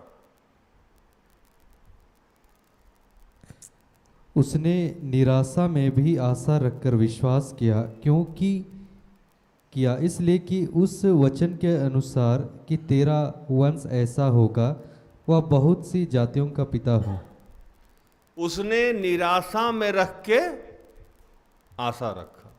विश्वास का मतलब यह होता है कि जहां आपका मार्ग सारा बंद हो गया हो, वहां आप विश्वास कर रहे हो। जब मार्ग खुला है तो आपको विश्वास करने की क्या जरूरत हो? तो दिख ही रहा है कि विश्वास आपका काम हो रहा है। जब मार्ग बंद हो गया हो तब आपको विश्वास हो कि मेरा पिता सामर्थी है और वो एक नया मार्ग खोल के रखे हुआ है। हो सकता है मुझे दिखाई नहीं देता हो, लेकिन पिता को पता है कि ये मार्ग है। एक व्यक्ति 30 साल के नौकरी के बाद अपने आप को प्रमोट करना चाह रहा था और दूसरे किसी कंपनी में जाके इंटरव्यू दे रहा था। एक सेवक के पास रोज जाता था, बोलता था कि ये नौकरी मैं स्विच करना चाहता हूं, बदलना चाहता हूं। सेवक भी प्रार्थना किए कि प्रभु इसे बुद्धि दीजिए, ज्ञान दीजिए। तो उन्हें कहा है कि जिसको बुद्धि की घटी हो यहोवा से मांगे, यहोवा बड़ी उदारता से बिना उलाहना का सबको देता है। इंटरव्यू भाई का बहुत अच्छा गया, सब कुछ गया, लेकिन जो लोग इंटरव्यू ले रहा था वो उसने कहा कि आप बहुत तेज हैं, बहुत एक्सपीरियंस है, आपका 30 साल का नौकरी का एक्सपीरियंस है, लेकिन आप मेरे कंपनी में एडजस्ट नहीं होंगे। वो 30 साल से एक ही जगह नौकरी कर रहा था। उसने सोचा कि नौकरी मेरी बदल जाएगी, प्राइवेट नौकरी है, थोड़ा और मैं तरक्की कर जाऊंगा। नौकरी हुई नहीं, नौकरी नहीं हुई साहब की। वो गया सेवक के पास, आपने इतना सारा प्रार्थना किया कि प्रभु इसके जीवन को आशीषित कीजिए, अनुग्रहित कीजिए, बुद्धि दीजिए, लेकिन आपके प्रार्थना में कोई सामर्थ्य नहीं है। उल्टा मेरा नौकरी नहीं हुआ, हम जहां हैं वहीं जा रहे हैं फिर से। 1.5 से 2 साल के बाद वो व्यक्ति आया मिठाई उठाई लेके उस सेवक के पास।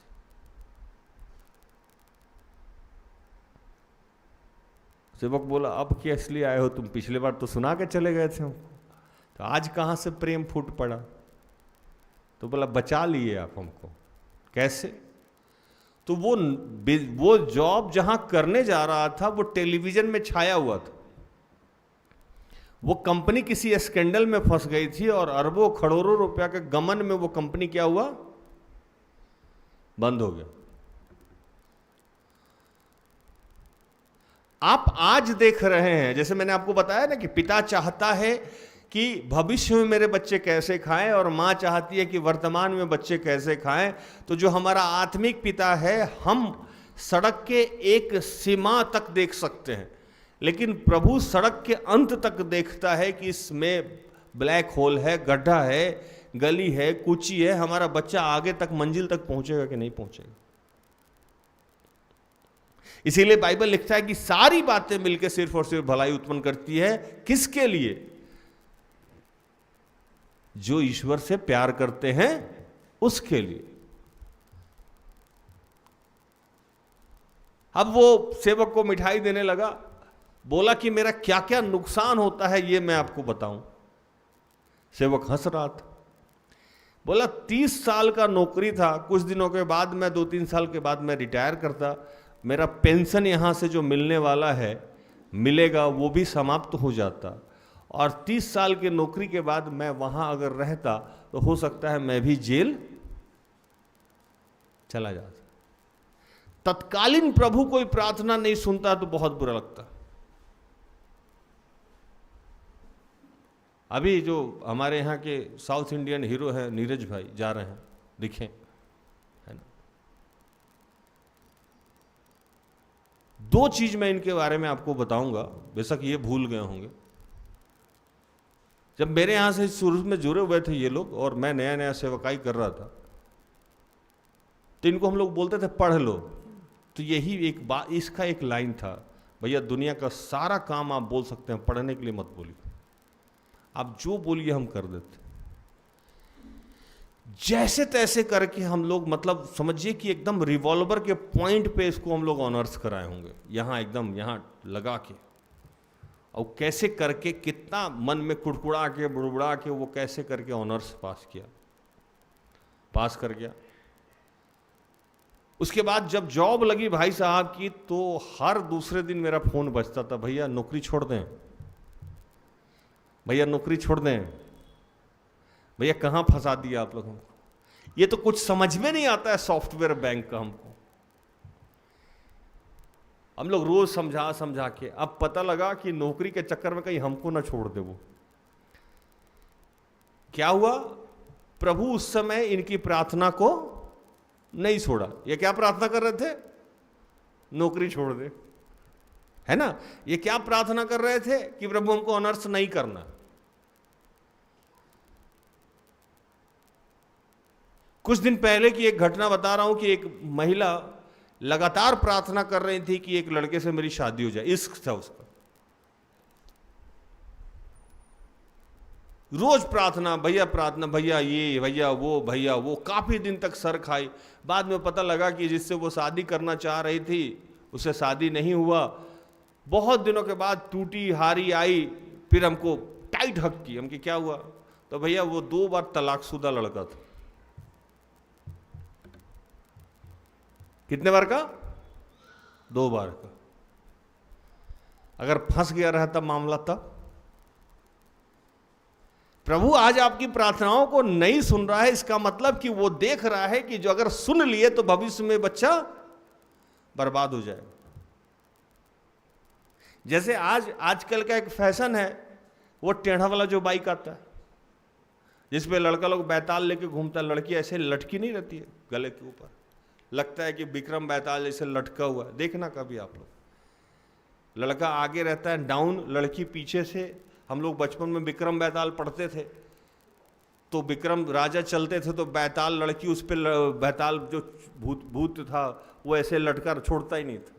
वैसे ही आज देखिएगा मेन रोड चाहे कहीं भी एक लड़की वैसे ही से लटकी रहती है बैताल की तरह, एकदम पोजीशन वैसा ही रहता है। तो वो बाइक हर बच्चे मांगते हैं आजकल। जो भी थोड़े से बड़े हो गए, पापा वो बाइक दिला दो, पापा वो बाइक दिला दो। और जो कमजोर पिता है वो बाइक दिला देता है, जो मजबूत पिता है वो बाइक नहीं दिलाता है। उस बाइक के ब्रांड का मैंने नाम नहीं ले सकता हूं, उस ब्रांड की कोई भी गाड़ी, उसका रिव्यू है कि 100 आदमी ने खरीदा है तो 90 आदमी स्पॉट डेथ मरा, इसका रिव्यू है। एक दिन वो गाड़ी मेरे यहां भी लगी हुई थी, तो सबको आता है आशीष लेने, तो मैं उस बाइक पे बैठा कि मैं देखा कि इस बाइक में ऐसा क्या है कि मर जाता है लोग। तो मैंने देखा कि नई बाइकें जो भी आ रही है उसका हैंडल मूव नहीं करता है पूरी तरह। विपिन भाई देखना आप कभी, पूरी हैंडल, जैसे हम लोग बुलेट चलाते तो पूरा हैंडल कर्व करता था, ये बाइक हैंडल हल्का मुड़ता है और इसी की वजह से मेन एक्सीडेंट होता।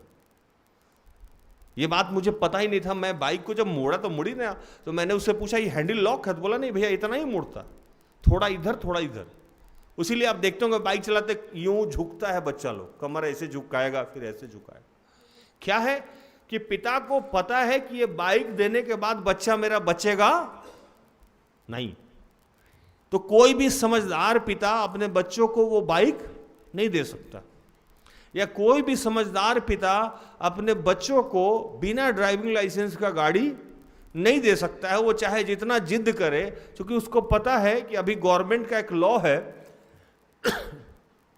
कि जिस गाड़ी से आप गाड़ी चला रहे हैं, अगर आपके गाड़ी से एक दुर्घटना हुआ तो अगर बिना लाइसेंस का कोई व्यक्ति गाड़ी चला रहा है तो जो ड्राइविंग सीट पे है वो तो जाएगा ही जाएगा, उसको तो जो सजा होना है फाइन होगा ही होगा, लेकिन जिसके नाम पे गाड़ी है उसके ऊपर भी फाइन है। अब 2 तरीका का फाइन है।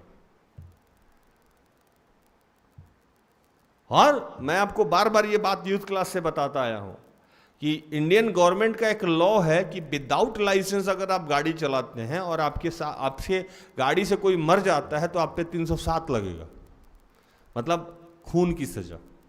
अगर लाइसेंस के बाद अगर कोई मरता है तो 6 महीना का जेल है या फाइन है। कितना फर्क हो गया। फिर भी आप अपने बच्चों को कैनेटिक दे रहे हैं, बाइक दे रहे हैं, स्कूटी दे रहे हैं, इसका मतलब कि आप उसके भविष्य की चिंता नहीं है। लेकिन ईश्वर पिता जो है उसको हमारे भविष्य की चिंता है। वो जानता है कि सही वक्त क्या है। 99 में मेरे बारे में घोषणा की गई कि मैं सेवक बनूंगा, लेकिन 99 में ही अगर मुझे सेवक बना दिया जाता तो मैं सेवकाई नहीं कर पाता। 13 से या 12 से सेवकाई शुरू किया। 13 में भी अगर फुल फ्लेज पे मुझे पुलपिट दिया जाता तो हो सकता है कि उस समय भी तैयार तो मैं अपने आप को अभी भी नहीं मानता, लेकिन प्रभु धीरे धीरे करके तोड़ तोड़ के आगे हमें बढ़ाया। मैं एक उदाहरण हमेशा देता हूं, जिस कीड़ा से रेशम निकलता है, कभी देखें आप लोग? तो जितने भी अंडा से निकलने वाले कीड़े हैं, पक्षी हैं, वो अंडा में जान के रहता है। आप कभी पढ़िएगा इस बात को। अगर उसका अंडा फोड़ के सीधे आप निकल जाइएगा तो वो उड़ नहीं सकता है, चल नहीं सकता। क्यों? वो अपने शोल्डर से घिस घिस के अंडा को तोड़ता है। रेशम का कीड़ा घिस घिस के तोड़ता है, फिर निकलता है। तब उसके शोल्डर में क्या होता है? जान होता है। अगर आप सीधे निकाल दिए तो वो पैरालाइज हो जाएगा। प्रभु हमारे साथ ऐसा ही करता है। जैसे एक बार मैं उदाहरण दे रहा था कि एक दिन मैं अंदर गया तो भूषण भाई एक चीज को, क्या बोलते हैं भूषण उसको? दबिया, क्या बोलते हैं?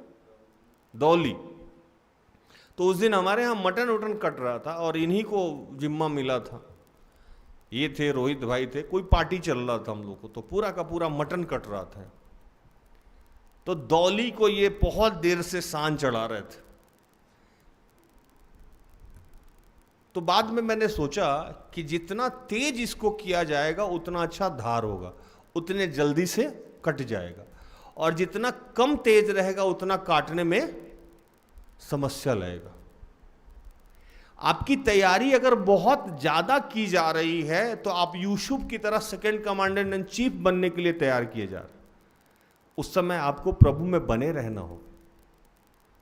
अब्राहम फिर कनान देश पहुंचा, मिस्र पहुंचा, वहां से भी उसको निकाल दिया गया। उसके बाद लूत जो उसका भतीजा था उससे भी वो अलग हो गया, और अभी तक उसके साथ कुछ अच्छा हो नहीं रहा है, और हर कुछ देर के बाद इस चैप्टर को पढ़िएगा तो ईश्वर दर्शन दे के कह रहा है कि अब्राहम, मैं तुमसे एक बड़ा जाति बनाऊंगा। अब्राहम 75 साल की उम्र में निकला गया, अब 86 साल का हो गया। मतलब कि अब्राहम 11 साल सुन सुन के ये पक गया और एक दिन रिएक्ट कर दिया।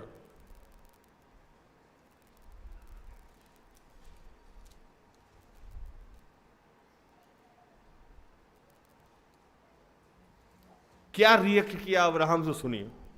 चिढ़ के बोलना नहीं होता, हर बार बोलना है आके तुमसे एक जाति बनाऊंगा, जाति बनाऊंगा, जाति बनाऊंगा। मेरा तो कोई अपना बच्चा ही नहीं, तो जाति किससे बनाइएगा। चिढ़ गया अब्राहम। पढ़िए बच्चों 15 का 1 और 2। हम लोग के साथ ऐसा होता है ना, जब भी कोई सेवक बार बार अच्छा बोलता है, अच्छा बोलता है, अच्छा मन हमेशा बोलते रहते, कुछ तो होता तो है नहीं। उत्पत्ति 15 का 1, 2। इन बातों के पश्चात यहोवा का यह वचन दर्शन में अब्राहम के पास पहुंचा, हे अब्राहम, मत डर, तेरी ढाल और तेरा अत्यंत बड़ा प्रतिफल में है। अब्राहम ने कहा, हे प्रभु यहोवा, मैं तो निर्वंश हूँ और मेरे घर का वारिस या दमिश्कवासी एलीजेर होगा, अतः तू मुझे क्या देगा।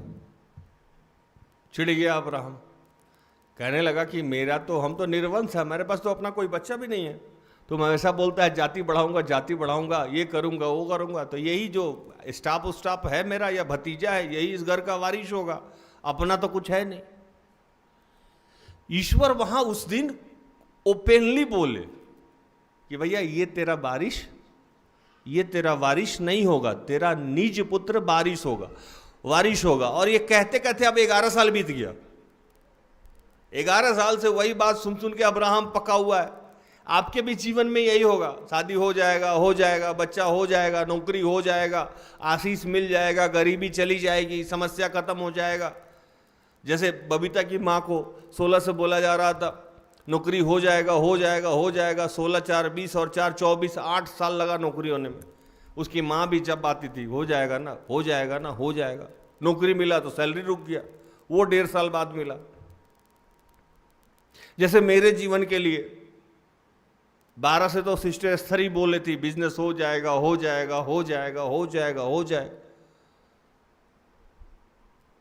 11 साल रुकने के बाद भी अब्राहम को कोई आशीष नहीं मिला था। अब्राहम रिएक्ट कर दिया कि मेरा तो अपना कोई बच्चा नहीं है, और हर बार आके तू यही कहता है हर कुछ दिन के बाद कि तो ऐसे तुझसे बड़ी जाति बनाऊंगा। यहोवा ने क्या किया कि वहां कहता है कि मैं तुझसे बड़ी जाति बनाऊंगा, तेरा अपना बच्चा होगा, और हाथ पकड़ के बाहर लेके दिखा, आकाश के तारे कर दिखा। अब्राहम अपना शरीर देख रहा होगा 86 साल, ऊपर तारा देख रहा होगा, अभी भी सोच रहा होगा मन में कि 11 साल से एक ही बात ही कहते जा रहा है, कुछ हुआ तो नहीं है।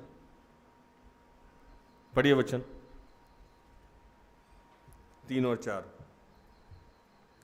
और अब्राहम ने कहा, मुझे तो तूने वंश नहीं दिया, और क्या देखता हूँ कि मेरे घर में उत्पन्न हुआ एक जन मेरा वारिस होगा। तब यहोवा का यह वचन उसके पास पहुँचा, यह तेरा वारिस ना होगा, तेरा जो निज पुत्र होगा वही तेरा वारिस होगा। 5। और उसने उसको बाहर ले जाके कहा, आकाश की ओर दृष्टि करके तारागण को गिन, क्या तू उसको गिन सकता है। फिर उसने उससे कहा, तेरा वंश ऐसा ही होगा। एक तो आदमी अपने फूका हुआ, ऊपर से जाके और बड़ा कहानी सुना रहा है उसको। 11 साल से तो पहले से यही सुन रहा है, तेरा वारिस होगा, तू निज भाग, ये वो फलाना डिकाना। ऊपर से प्रभु क्या किए, उसको बाहर ले गए आंगन में और बोले देख तारा देख। एक बच्चा का पता नहीं, पूरा आकाश का तारा दिखा रहे उसको। और अब्राहम का उम्र 86 साल, और अब्राहम 11 साल से ये चीज सुन सुन के पका हुआ है। आप सबके लाइफ में ऐसा ही है, थके हुए हैं, आशीष वचन सुन सुन के थके हुए हैं। भैया हमेशा आते हैं संडे को, ये हो जाएगा, वो हो जाएगा, वैसे हो जाएगा, कुछ तो बदलता ही नहीं। और कई बार तो और बुरा होते जा रहा है। और बुरा और बुरा और बुरा और बुरा। फिटअप कोई भी हो जाएगा, हम भी हो जाएंगे, आप भी हो जाएंगे। मैं कभी भी फेडअप होने से मना नहीं करता हूं, इंसान है, हो जाएंगे। मैं पिछली बार बोला था अयूब भी हो गया था, आज मैं बता रहा हूं कि अब्राहम भी इरिटेट होकर यह सवाल पूछ दिया था। मैं ये कह रहा हूं कि विश्वास में बने रहना होगा। चिढ़ना तो है, स्वाभाविक है, विश्वास में बने रहना होगा। और विश्वास एक दिन में बने रहने का नहीं होता है। जैसे कोई आदमी डाइट प्लान लिया, बोला 4 दिन नहीं खाया वजन घटेगा कि नहीं? अरे नहीं घटेगा भाई, उसके लिए 6 महीने चलना होगा विपिन भाई, 4 दिन में नहीं होता। कोई आदमी जिम जाता है, मेरा हर साल जिम का सब्सक्रिप्शन होता है, हर साल। इस साल कितने बार गया था बेटा मैं? हंस रही है बेटी मेरी, अभी 2 महीना भी पूरा नहीं गया हूं, 1 साल का सब्सक्रिप्शन हर साल होता है। 2-3 महीना जाता हूं, फिर कुछ प्रॉब्लम हो जाता है। कहानी चाहे जो हो, जिम में कंटिन्यू नहीं करता हूं, नहीं तो एकदम अलग सा बॉडी रहता है मेरा, जितना पैसा मैं जिम्स के सब्सक्रिप्शन में खर्चा करता हूं। लेकिन रखता जरूर हो, हम होंगे कामयाब एक दिन, किसी साल तो पूरा दिन साल जिम जाएंगे हम, उसी साल कामयाबी हो जाए। विश्वास यही है कि आपको निरंतर प्रयासरत होना होगा। अब लोग कहते हैं चीनी छोड़ दिया, 4 दिन चीनी छोड़ने से थोड़ी होगा आपको कोई भी काम। इसलिए मेरे पास जब भी लोग आता है तो मैं 6 मंथ का कोर्स देता हूं कि 6 मंथ ये काम करना होगा। अब 4 दिन खूब भजन कीर्तन किया। मेरे यहां से एक आदमी है, हर कुछ दिन के बाद हजारीबाग जाता है दारू छोड़ दे। हजारीबाग जाता भी है, रहता भी है, 4-5 दिन 7 दिन 8 दिन रहता है। जो बच्चा लोग हंस रहा, समझ भी रहा हो किसके बारे में बोल रहे। वहां दारू पीता भी नहीं है। कोई भी तीर्थ स्थल, बात हजारीबाग की नहीं है, कोई भी तीर्थ स्थल पे जहां रिट्रीट होता है वहां लोग जाता है, और जैसे वहां से निकलेगा सबसे पहले कहां जाता है? दारू के ठेके पे। और इतना दारू पीता है कि 5 दिन का रिकवरी वो फिर से कर लेता है। और ये पिछले 5 साल से तो मैं एक आदमी को देख रहा हूं, किसी के बारे में पूछा कहां, तो हजारीबाग गया है। फिर मैं परसों कल से पूछ रहा हूं तो दारू पी के घूम रहा हूं। विश्वास का मतलब है कि लगातार आपको उसमें प्रयासरत रहना होगा, लगातार प्रभु में बने रहना होगा। थोड़ा सा चिढ़ भी जाए, थोड़ा परेशान भी हो जाए, थोड़ा इरिटेट भी हो जाए, तब भी आपको प्रभु का साथ नहीं छोड़ना। विश्वास एक बीबी की तरह है। बीबी समझते हैं ना विपिन भाई? बीबी समझते हैं ना? अनुराग तुम भी समझते हो ना? दादा विश्वास बीबी की तरह है। आज नया लाइन है ना, बीबी चाहे रूठ जाए, चाहे गाली दे, चाहे झाड़ू मारे, चाहे बेलन चलाए, चाहे कुछ भी करे, लेकिन बीबी का साथ हम लोग छोड़ते हैं क्या? नहीं। तो कितना भी चिढ़े रहे लेकिन पत्नी के पास तो जाना ही है, कितना भी फूके रहे लेकिन पत्नी का साथ तो चाहिए ही चाहिए। तो विश्वास में बने रहने का मतलब है कि वो बीबी की तरह एकदम बने रहिए उसमें, चाहे जो भी मूड हो आपको, जैसा भी हालात हो, जैसी भी परिस्थिति हो, उसमें से अलग नहीं होना होगा। क्योंकि वही, अरे दुनिया में सब कोई छोड़ देगा, बीबी थोड़ी छोड़ती है। आजकल मेरी बीबी कहते हैं देख लीजिए ये पूरा तो ताम झाम है ना, आखिरी में हम ही काम आएंगे आपकी, डराती है हमको, है ना। क्या मतलब, बिस्तर पकड़ लीजिएगा, कोई समस्या होगा, सेवा हम ही करेंगे, है ना। क्योंकि सारे बाल बच्चे पढ़ लिख के अपना बड़ा होके कोई इंग्लैंड, बॉम्बे, कलकत्ता कहीं ना कहीं चला जाता है, वही दोनों बूढ़ा बूढ़ी ताला की तरह लटक जाता है। तो बुढ़ापे में तो वही दोनों एक दूसरे का साथी है, तो वही हमको समझाती रहती है, मतलब समय थोड़ा हमको भी दे दिया कीजिए, नहीं तो बाद में तो गिरना मेरे ही पास से आके। सेंस क्या है? सेंस ये है कि किसी भी परिस्थिति में आपको विश्वास में बने रहना होगा। अब्राहम 86 वर्ष के हो गए, कोई बच्चा नहीं, कुछ नहीं, ऊपर से अब प्रभु का जो भविष्यवाणी और बड़ा होते जा रहा, अब तो तारा दिखा दिया। अब अब्राहम की पत्नी सोची कि जरूर प्रभु बोला तो झूठ नहीं बोला होगा, तो कोई शॉर्टकट रास्ता निकाल लेते हैं। लाइफ में आशीष पाने के लिए कभी भी शॉर्टकट रास्ता मत निकालो। अब्राहम की पत्नी जाके बोली कि अपने मेरे जो सहयोगी हैं उनके साथ सो जाइए। एक तो आदमी 11 साल से वेट कर रहा है, ऊपर से उसका एज 86 साल है ना, ऊपर से आप जाके उसको उंगली कर रहे हो, टॉर्चर कर रहे हो। अब्राहम बीबी की बात मान लेता है। पूरे बाइबल एक चीज हमको सिखाता है कि बीबी की बात सब माना है, चाहे महान हो चाहे नहीं हो। इसीलिए शायद यीशु शादी नहीं की, सोचे कि कहीं हम शादी कर लेते तो मुझे भी बीबी की बात माननी पड़ती। यहां तक कि आदम भी बीबी का बात मान लिया था। अब्राहम इतने बड़े विद्वान होने के बावजूद भी बीबी की बात मान लिए। मूसा की कहानी पढ़िएगा तो आपको पता लगेगा कि मूसा की बीबी भी मूसा को टॉर्चर करती थी। क्यों जाओगे, कहीं सांप लाठी नहीं बना तो, है ना। जब बाइबल को पढ़िएगा तो वो भी लिख रहा था, कैसे पता कि वो ईश्वर ही बात कर रहा था। अब्राहम की बीबी बोली और अब्राहम मान गए। उस समय उनका उम्र क्या था?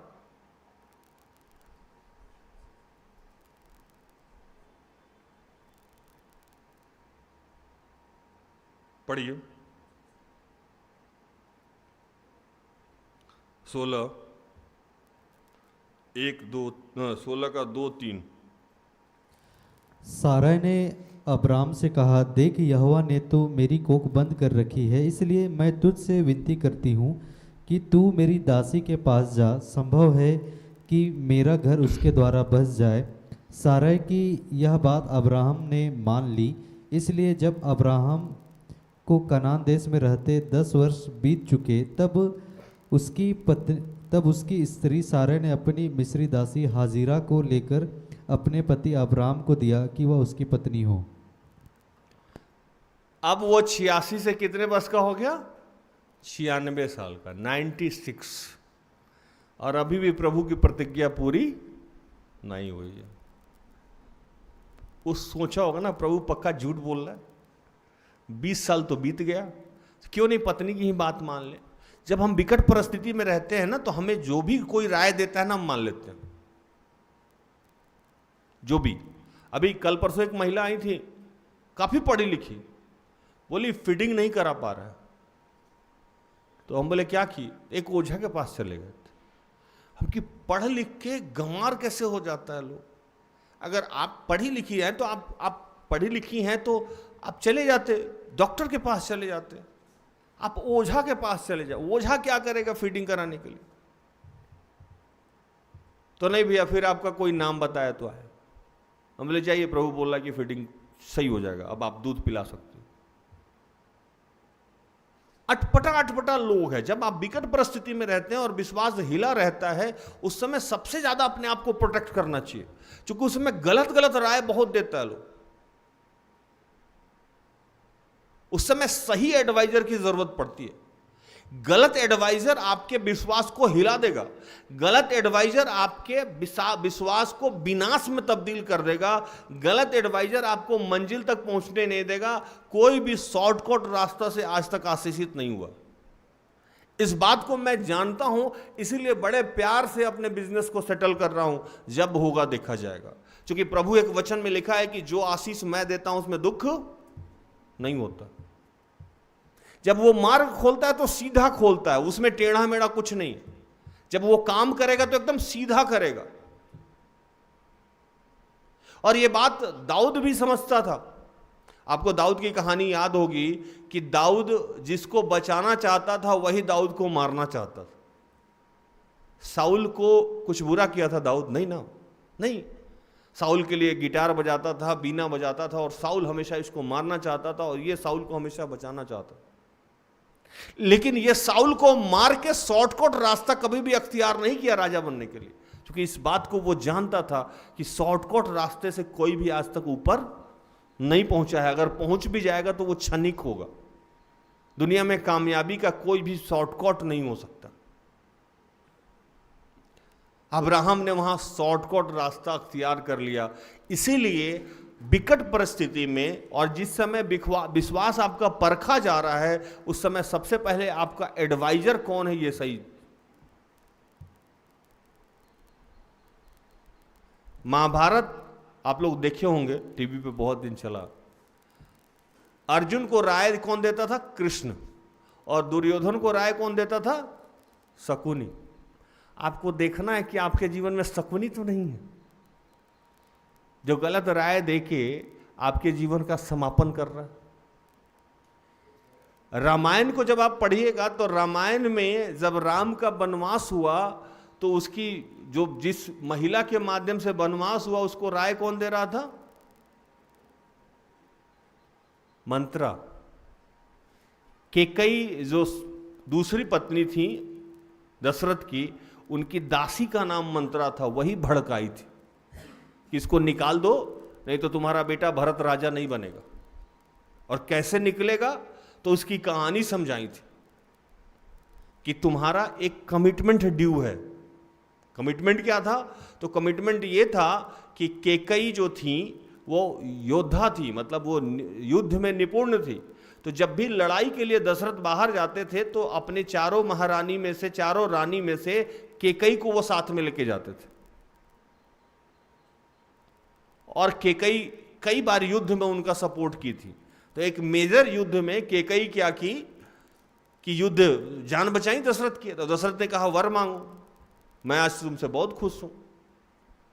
तो बोली समय आने पे मांग लेंगे। मंत्रा बोली वही कमिटमेंट याद दिलाई है। तो राम का जब राजाभिषेक किया जा रहा था तो मंत्रा जाके बोली कि देखिए, अगर राम तो इतना पॉपुलर आदमी है कि अगर एक बारी राजा बन गया तो तुम्हारा बेटा भरत कभी भी राजपाट नहीं मिलेगा। तुम एक काम करो। तो ये पूछी क्या करें? वो भी मेरा बेटा, ये भी बेटा नहीं है, तुम बुद्धिहीन हो गई हो। तो तुम जाओ दशरथ से बोलना कि तुम एक वादा रखो, वो पूरा करो। और वादा क्या? तो वही याद दिलाई कि तुम युद्ध में गई थी, हम भी तुम्हारे साथ थे, दशरथ का तुम जान बचाई थी। तो दशरथ बोले थे तुम मानो वर मांगो। तो जाके मांगो। तो मांग ली कि राजा को, राम को 2 वर मांगना था। तो पहला वर मांगी कि भरत को राजा बनाया जाए, और दूसरा वर तो वो जानते थे कि राम अगर अयोध्या में रहेंगे तो भरत का राज्य नहीं होना चाहिए, तो इसको वनवास कर दीजिए। राय किससे ले रहे हैं? बहुत इंपॉर्टेंट पार्ट है लाइफ में। अकबर के पास बहुत मंत्री थे, लेकिन राय किससे लेता था? वो सिर्फ बीरबल से। हालांकि सबसे ज्यादा चिढ़ता बीरबल पे ही था वो, लेकिन राय भी जब भी राय लेता था तो बीरबल से। एडवाइजर, विपरीत परिस्थिति में सही एडवाइजर आपके जीवन को बदल देगा, और गलत एडवाइजर आपके गलत मार्ग पे लेके जाएगा। यहां अब्राहम गलत एडवाइस ले लिए और वो अपनी सहयोगी के साथ, अपनी पत्नी के सहयोगी के साथ वो सोए और उनको एक बच्चा हुआ। उस समय उनका उम्र 86 साल का था, और अभी भी वो अपने प्रतिज्ञा, जो प्रभु ने कमिटमेंट किया था, वो पूरा नहीं हुआ। जब वो 96 ईयर के हुए, 96 साल के हुए, मतलब जो कमिटमेंट उनसे किया गया था उसमें 26 साल वेट करने के बाद तब जाके उनको एक बेटे का प्राप्ति हुई।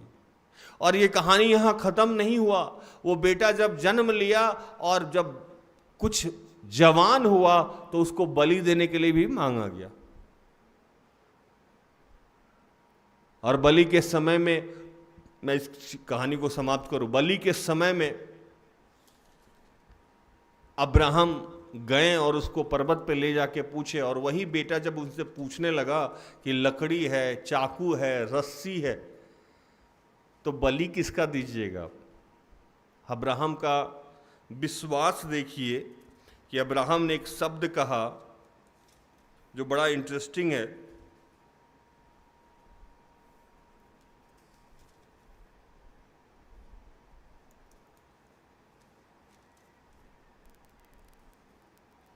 पढ़िए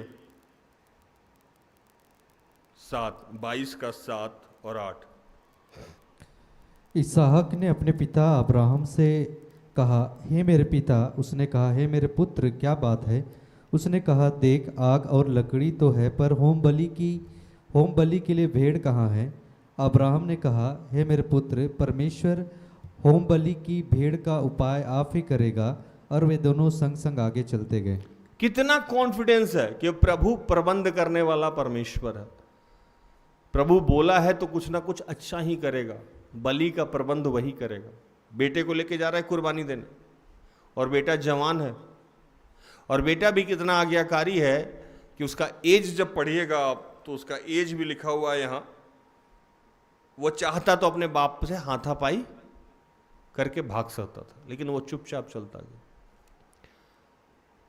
विश्वास अकेले नहीं किया जा सकता है। विश्वास में जब आप चलिएगा तो आपके पत्नी के भी साथ की जरूरत पड़ेगी, आपके बच्चे के भी साथ की जरूरत पड़ेगी। अकेले विश्वास करना बड़ा कठिन काम हो जाता है कि तरह तरह के जब परीक्षाओं में आप पढ़ते हैं, समस्याओं में पढ़ते हैं, तो आप अकेले नहीं पढ़ते हैं, आपके साथ आपकी पूरी परिवार पढ़ती है। इसलिए परिवार की भी आत्मिक तैयारी आपको करानी चाहिए। हालेलुया। प्रभु कह रहा है कि आज जो भी उद्घोषणाएं जितने भी दिन पहले आपके जीवन में या मेरे जीवन में या किसी के भी जीवन में किया गया था, उसको पूर्ण करेगा, और आपके जो भी दोस्त होंगे उनको भी आशीषित करेगा, और आपके जो दुश्मन होंगे उनका विनाश करेगा। अगर इसमें विलंब हो रहा है तो परेशान मत होइए, इंतजार कीजिए और सही एडवाइजर के साथ, अपने परिवार के साथ मिलकर प्रभु की महिमा कीजिए। प्रभु आज नहीं तो कल आपके सारी समस्याओं का समाधान कर देगा। प्रभु इन सारे वचनों से आप सबको और मुझे भी आशीषित करे। आमीन।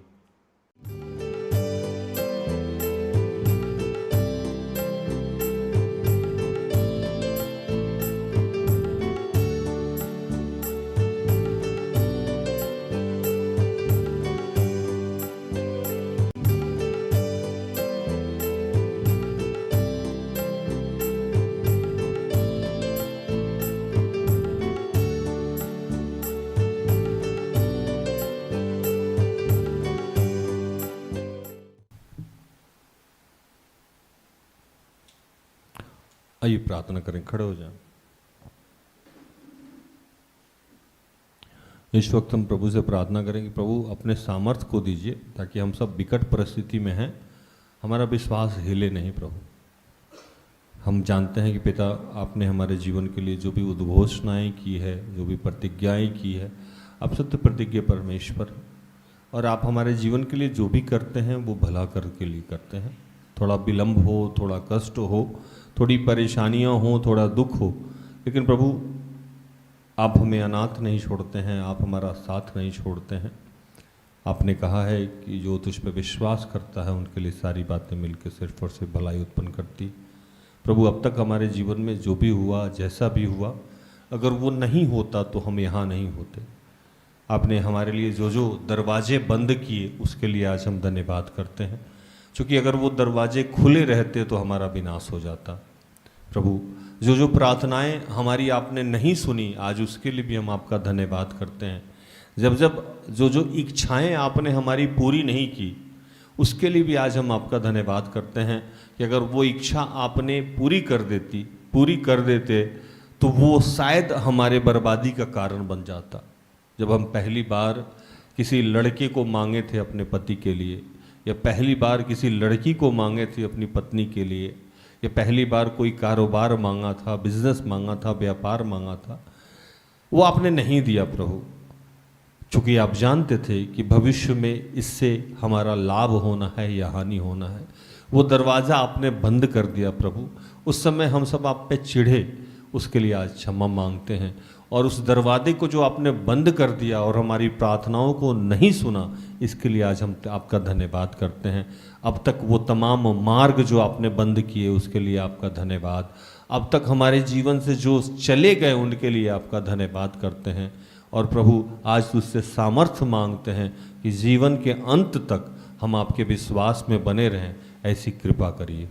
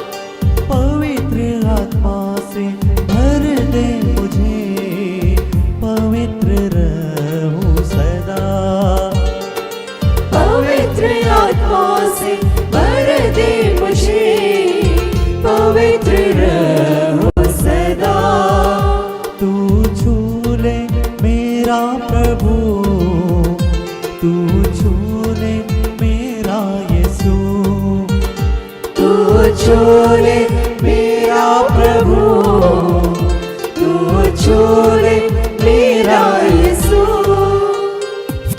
तेरे सामत से भर दे यीशु, रहूं मैं तेरा सदा। पवित्र आत्मा से भर दे मुझे, पवित्र रहूं सदा। धन्यवाद करते हैं इन दिनों जितने लोग बीमार हैं उन सबको आपने स्पर्श किया है। भाई प्रेम प्रकाश को, जोसेफ गुड़िया को, ऐसे जितने लोग हैं प्रभु उन सबको आपने स्पर्श किया है। हम धन्यवाद करते हैं पिता कि पूरे विश्व में जितने लोग तुझे जानते हैं, नहीं जानते हैं, मानते हैं, नहीं मानते हैं, लेकिन तेरा धूप, तेरा छाँव, तेरी बारिश, पृथ्वी के सारे चीज़ों का आपने निर्माण हम सब के लिए है, सब के लिए किया है। जो तुझे जानते हो या नहीं जानते हो उन सब के लिए भी प्रभु, हम सब के जीवन के लिए सिर्फ तुझसे यही प्रार्थना है कि तेरी निर्धारित योजना जो हमारे जीवन के लिए है वही पूर्ण हो। जो आप नहीं चाहते हैं उसके तमाम मार्ग बंद कर दीजिए। चाहे प्रभु हम रोएं, चिल्लाएं, प्रभु चूंकि हम अपना भविष्य नहीं देख सकते, हमें वर्तमान में जो हमारी छोटी सी बुद्धि है प्रभु, जो हम कीड़े सरीख लोग हैं, जो हमें लगता है वही हम मांग बैठते हैं प्रभु। लेकिन प्रभु आज हम तुझसे वो मांगते हैं कि हमारी कोई भी प्रार्थनाएं आप नहीं सुने प्रभु। हमारे जीवन के लिए जो आपने इच्छा बना रखी है, आपने योजना बना के रखी है, वो हमारे जीवन में पूर्ण करे प्रभु। आप हमारा बेहतर जानते हैं। आ मुझको तू छू ले राजा, धन्य मैं हो जाऊं। आ मुझको तू छू ले राजा, धन्य मैं हो जाऊं। दिल के सिंहासन में बस जा, सामत से भर जाऊं। दिल के सिंहासन में बस जा, सामत से भर जाओ। तू छू ले मेरा प्रभु, तू छू ले मेरा यीशु, तू छू ले मेरा प्रभु, तू छू ले मेरा यीशु। तेरे सामत से भर दे यीशु, रहूं मैं तेरा सदा। पवित्र आत्मा से भर दे मुझे, पवित्र रहूं सदा। कि पिता मैं तेरी बेटी मंजू को तेरे हाथों में समर्पित करता हूँ, और जितने लोग दांत दर्द से या किसी भी रोग से ग्रसित हैं प्रभु, बुखार से या किसी भी परेशानी से ग्रसित हैं प्रभु, उन सबको तूने स्पर्श किया है, उन सबके दर्द को तूने स्वीकार किया है, सहन किया है, अपने ऊपर ले लिया है। पिता तेरा धन्यवाद करते हैं। जितने निर्धन है प्रभु उन सबको तूने धन्यवाद किया है। जितने लोगों के गर्भ में बच्चे पल रहे हैं उन सबकी सुरक्षा की है प्रभु। जितने लोगों को अपने पास बुला लिया है प्रभु, जो काफ़ी दिनों से मरण सैया पे थे, उनको तूने अपने पास बुलाया, रिलीज किया प्रभु, उसको अपने गोद में जगह दिया प्रभु। तेरा धन्यवाद करते हैं। जितने लोग बिजनेस व्यापार करना चाहते हैं, छोटा या बड़ा रोजगार करना चाहते हैं, उन सबके बंद मार्गों को खोला है प्रभु। जितने विधवा विधुर हैं, अनाथ हैं, उनकी तूने सुधि ली है। जो भी पवित्र आत्मा के लिए भूखे और प्यासे हैं, उनकी प्रार्थनाओं को सुना है, उन सबको आत्मिक वरदान दिया है, दान दिया है। हमारे देश के जितने भी गणमान्य लोग हैं उन सब पे तेरी कृपा है, तेरी इच्छा तेरी पूर्ण हो रही है। उनके माध्यम से पिता तेरा धन्यवाद करते हैं और विश्व को तेरे हाथों में समर्पित करते हैं, और इन तमाम प्रार्थना को प्रभु यीशु के जीवित और पवित्र नाम से मांगते हैं। दया से सुन और स्वर्ग के राज में ग्रहण कर, आमीन। तो धन्यवाद, प्रभु आप सबको आशीष दे। आज हमने सीखा कि अगर आपकी प्रार्थना को नहीं सुनी जा रही है तो घबराए नहीं, अच्छी बात है। मन का हो तो अच्छा, मन का ना हो तो और भी अच्छा, चूंकि ईश्वर के मन का हो रहा है ना। और जैसे हम लोग, मैं सिस्टर एस्थर, हम लोग एक प्रार्थना करते हैं कि प्रभु मेरी नहीं तेरी इच्छा पूर्ण हो। आप जो नहीं चाहते हैं उसके तमाम मार्ग बंद कर दीजिए, आप जो चाहते हैं उसके मार्ग को सरल और सीधा कीजिए। ये आप सब की प्रार्थना में जुड़ जाना चाहिए। मैं इस लाइन को फिर से रिपीट करूं कि प्रभु आप जो नहीं चाहते हैं उसके मार्ग बंद कर दीजिए, क्योंकि आपको और मुझे ये नहीं समझ में आएगा कि कहाँ मार्ग सही और कहाँ गलत है। तो प्रभु से हमारी प्रार्थना ये ज़रूर होनी चाहिए कि जो नहीं चाहते हैं उसके मार्ग को बंद कर दीजिए, वो चाहे तकलीफ भी दे रहा हो, लेकिन वो मार्ग बंद कर दीजिए, और जो चाहते हैं उसके मार्ग को सरल और सीधा कर दीजिए। तो जीवन में जो चीज़ बहुत आसानी से मिलने लगे और सरलता से मिलने लगे, तो ये समझना चाहिए कि प्रभु के द्वारा है, उसमें कोई तकलीफ नहीं। और जो चीज़ बार बार कठिनाई दे रही है, परेशानी कर रही है, तो सरलता से उसको समझे कि ये प्रभु के द्वारा नहीं है। तो धन्यवाद, प्रभु आपको आशीष दे। जय यीशु।